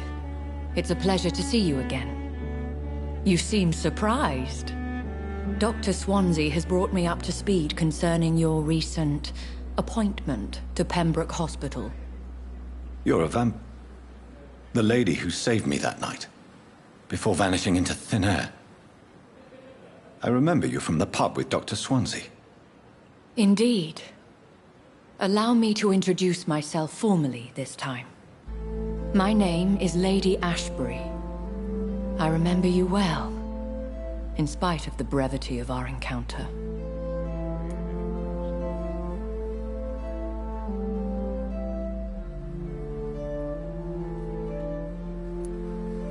Apologies. You've taken me by surprise. I'm very happy to see you. The pleasure is mine, Doctor. I hope you're more disposed to answer my questions now. You must have countless questions, but our rather urgent matter first. Swansea has explained. My cover, if you prefer, has been compromised.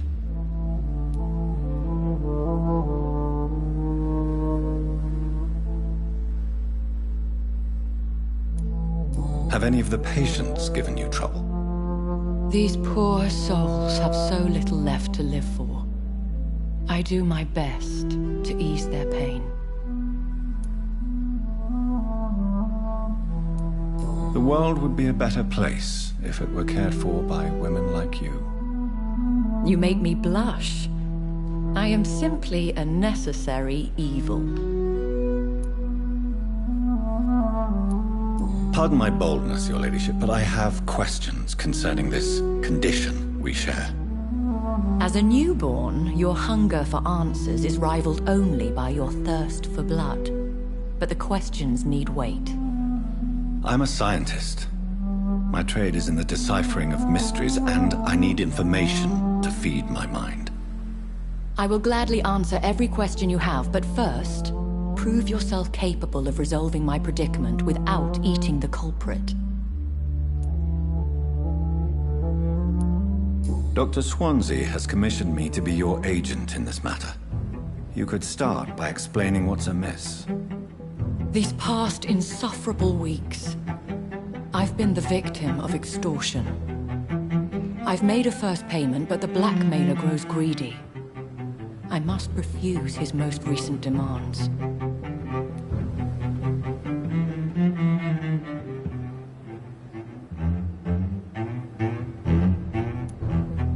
Please continue.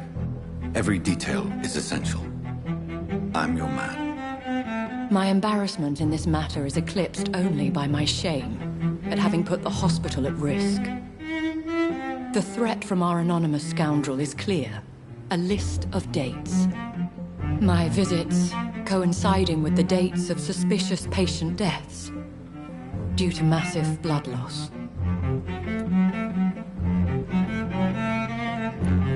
I'll take care of it. Do you know where I should start? If that was the case, I'd settle the matter myself. You could talk to our local gossip, Harriet Jones. Not a pin drops here without her hearing about it. I'll meet that woman now. My life, as others know, is in your hands, Dr. Reed. I'm sure of your discretion, but I do fear your powers of persuasion will be put to the test. When this is resolved, I'll be your obligé. I'll answer all questions in regards of your condition.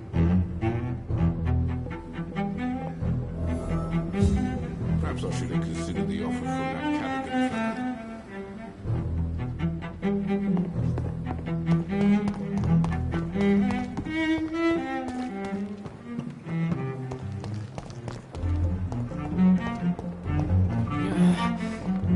Damn. The pain.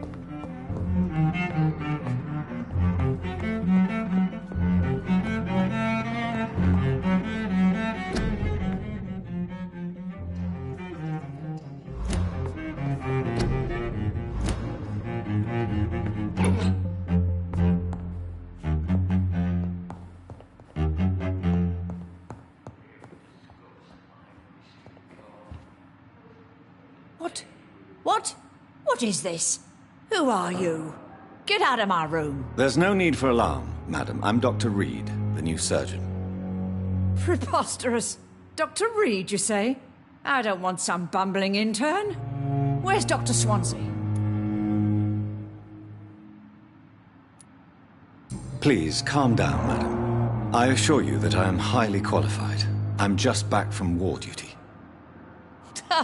How brave. Threatening an old defenseless woman. You know how long I've been a patient here? You've picked the wrong fight. I'm Harriet Jones. Harriet Jones? Indeed. I've been meaning to have a chat with you. You know what goes on here better than any other patient, I gather. Oh, better than any patient, nurse or doctor. I've seen so many vile undertakings. I heard there have been some despicable goings-on. Was there a case of blackmail?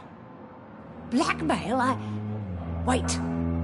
You're investigating something. This isn't a social call. One of those incompetent cunts slit a poor sod's vein.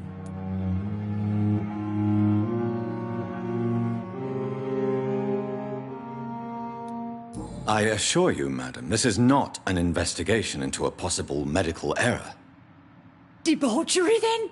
Nurses Crane, Hawkins, Brannigans, whores, all of them. They can't keep their legs shut. I've seen them scratching slutty sores. Really?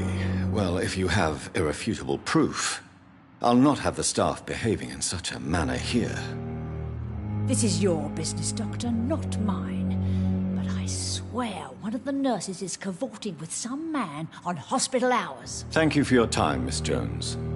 You've given me something to go on. See you on the next round.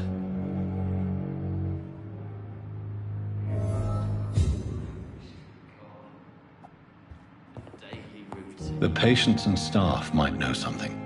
I'll start my investigation with them. With you at our side, Dr. Reed, I'll survive this epidemic.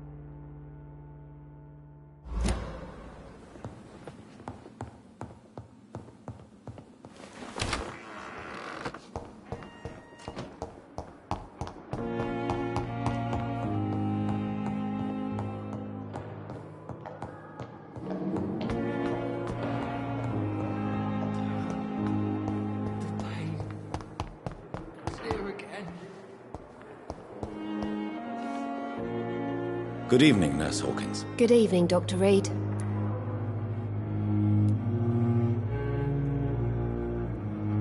What can you tell me about the strange man visiting one of the nurses during her shift? Let me guess. You spoke with that old shrew, Harriet Jones. Do not pay attention to her, Doctor. She's full of fanciful tales.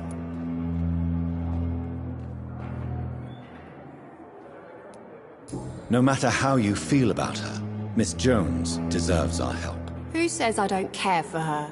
Hate is what keeps that old crone alive. She could have been telling the truth about the mysterious man. That old witch will end up in hell soon enough. Who cares if a nurse finds some happiness where she can?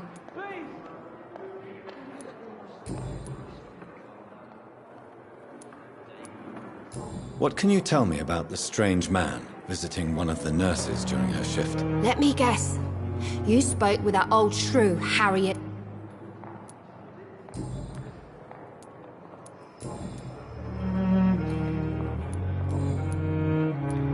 Goodbye, Nurse Hawkins. See you again.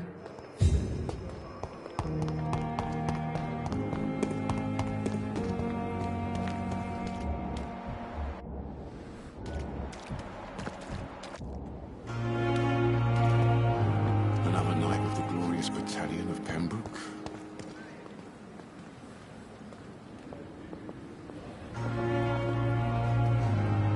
Good evening, Milton. Good evening, Doctor. Still trying to save lives? Goodbye, Milton. Resignation and more determination. I know I can count on you. I wish I could say the same. Look at yourself. Pushing yourself too hard. You don't have to bear the burdens of this.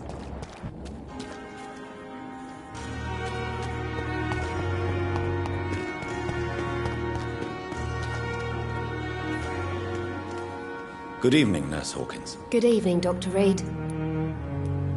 Goodbye, Nurse Hawkins.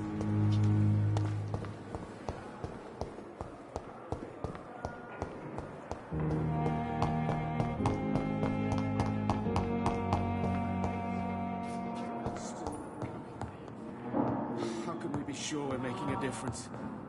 My sweet girl. Good evening, Mr. Fiddick. Good evening, Dr. Reed. Any news? Have you heard talk of any blackmail here at the hospital? No. Nothing. Tell me about your injury, Harvey. Why do you feel so guilty about it? My wife died because of me. And now I may lose everything because I've been careless enough to hurt myself. What an arsehole.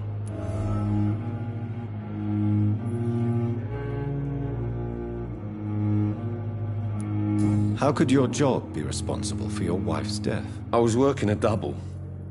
She went out to bring me a hot meal and got caught in a German bomb raid. You can't hold yourself responsible for your injury, Mr. Fiddick. Unless you tried to hurt yourself. Of course I didn't hurt myself. But I can't work until my arm is fixed. My children need to eat, Doctor.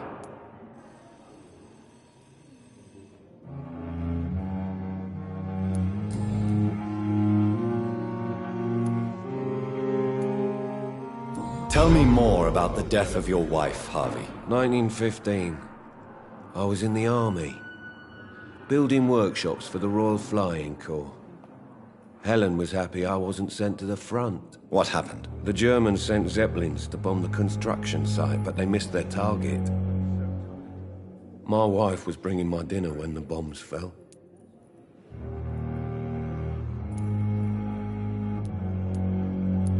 I'm sorry for your loss. So many died during the bombings. I served in France and witnessed the carnage there. I would like to say that she didn't suffer. Truth is, I have no idea. I just know that I'm all that me kids have. Poor little bleeders. How are your children after losing their mother? They were smaller then. The only good thing about this is my Helen didn't bring them with her that night.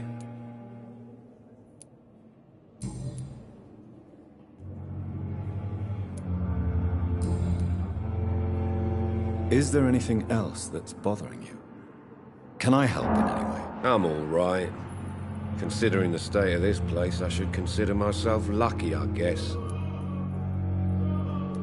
Goodbye for now, Mr. Fiddick. I'll see you later. My sweet girl. Reads me like a book.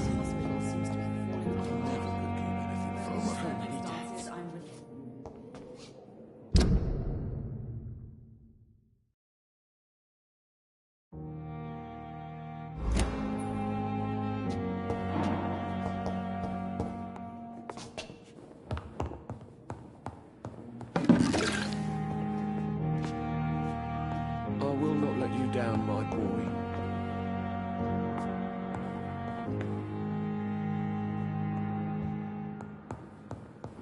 I'm all right.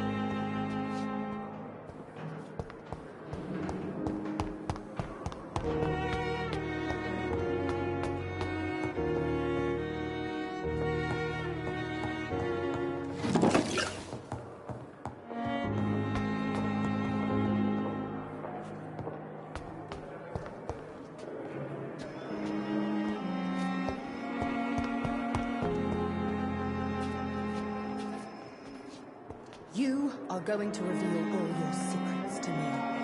Even the darkest thoughts in your heart. My blood and soul. The life running in your veins.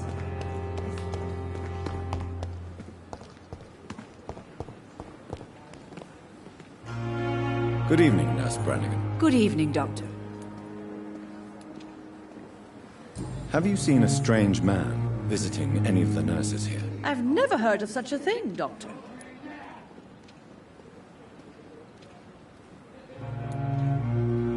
Do you know if any of the hospital staff have criminal backgrounds? The people who work here all come from very different backgrounds, Doctor. Just like the patients.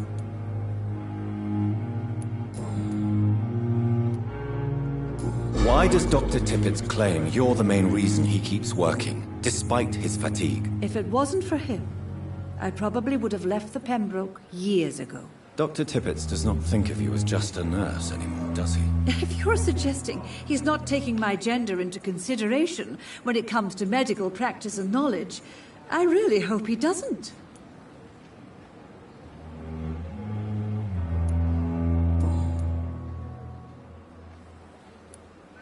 Have you seen a strange man? I've never heard of such a thing.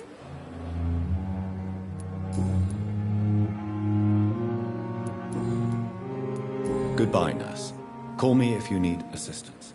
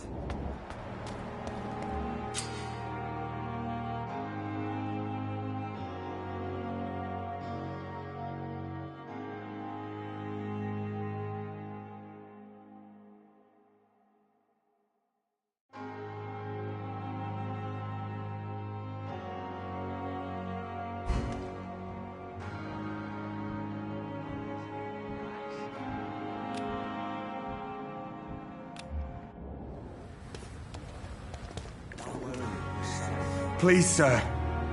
I need help bad. What's going on? I'm Blight, sir. Newton Blight. I've lost my mate. Can't find him anywhere. I'm Dr. Jonathan Reed from the Pembroke Hospital. Please, calm down and give me more details. Oswald and myself were both infantry, sir. We were en route for the hospital, but... well, we had a disagreement. And Oswald ran off towards the canal. How long have you been searching for him? I can't go there. Too many rats by the water. Fucking rats. Can't stand them since the war, sir. Can't stand them at all. Don't be ashamed, Mr. Blight. Many soldiers who survived the trenches suffer from musophobia. I'll see what I can do for your friend. What can you tell me about your friend? His name is Oswald Thatcher. We survived the war together. Oswald is... nervous and quite fragile since we came back from the war. Where was your friend the last time you saw him? He went down by the canal. He didn't want to go to the hospital. I think he went to the sewers on purpose. So I couldn't go after him.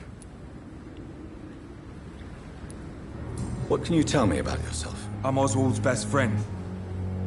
We served in the same regiment, sir. We've taken care of each other since we came back from the front. This is a dangerous part of town. What are you doing here? We were looking for the Pembroke Hospital. We both need help. Treatment, I mean. To get some sleep. Just need to feel better, sir. Do you need medical attention, sir? No thanks, sir. Unless you're able to get rid of every rat in London.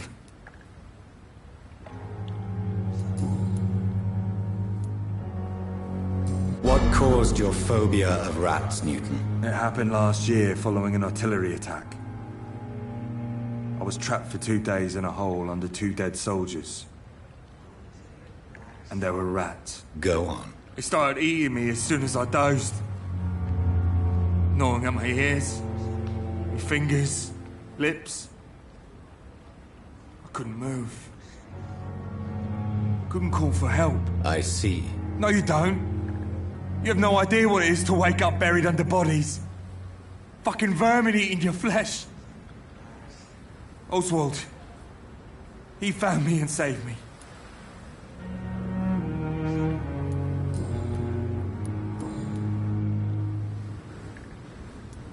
Why do you stay here now that Mr. Thatcher's back? It's complicated. Since the war, Oswald's been really nervous with the idea of entering any hospital. And me, I've got my own issues. Can you speak about them? Rats, sir. Even seeing one, they turn me. Just want to run. It's that fear that stopped me from going after Oswald when he left. What can you tell me about the war, Mr. Blight? If you want to speak about it, of course. War was... well, you know. I fought in France, too. I served as a field surgeon, but it was not uncommon to repel an assault, especially at night. Yeah. The first time I was wounded, I had to protect the infirmary from hostiles. Twice. Did you know Oswald Thatcher before the war? No. We met in the battlefield. I think we're in the same boat to France. We've stuck together ever since.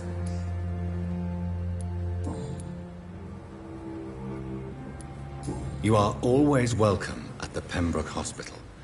As a former officer, I'll be honored to welcome a fellow veteran. I'm not giving up on bringing Oswald back to the hospital. I just need to convince him that he needs some help. Perhaps he needs to reach that decision by himself. Could you speak to him?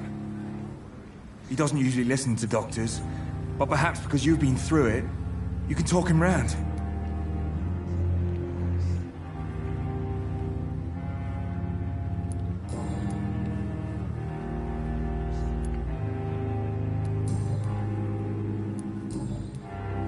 Goodbye, Mr. Blight. Take care of yourself.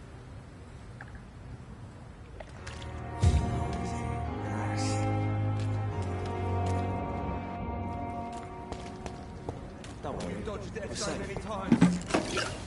Oswald, you can't just die like this. Don't worry, we're safe.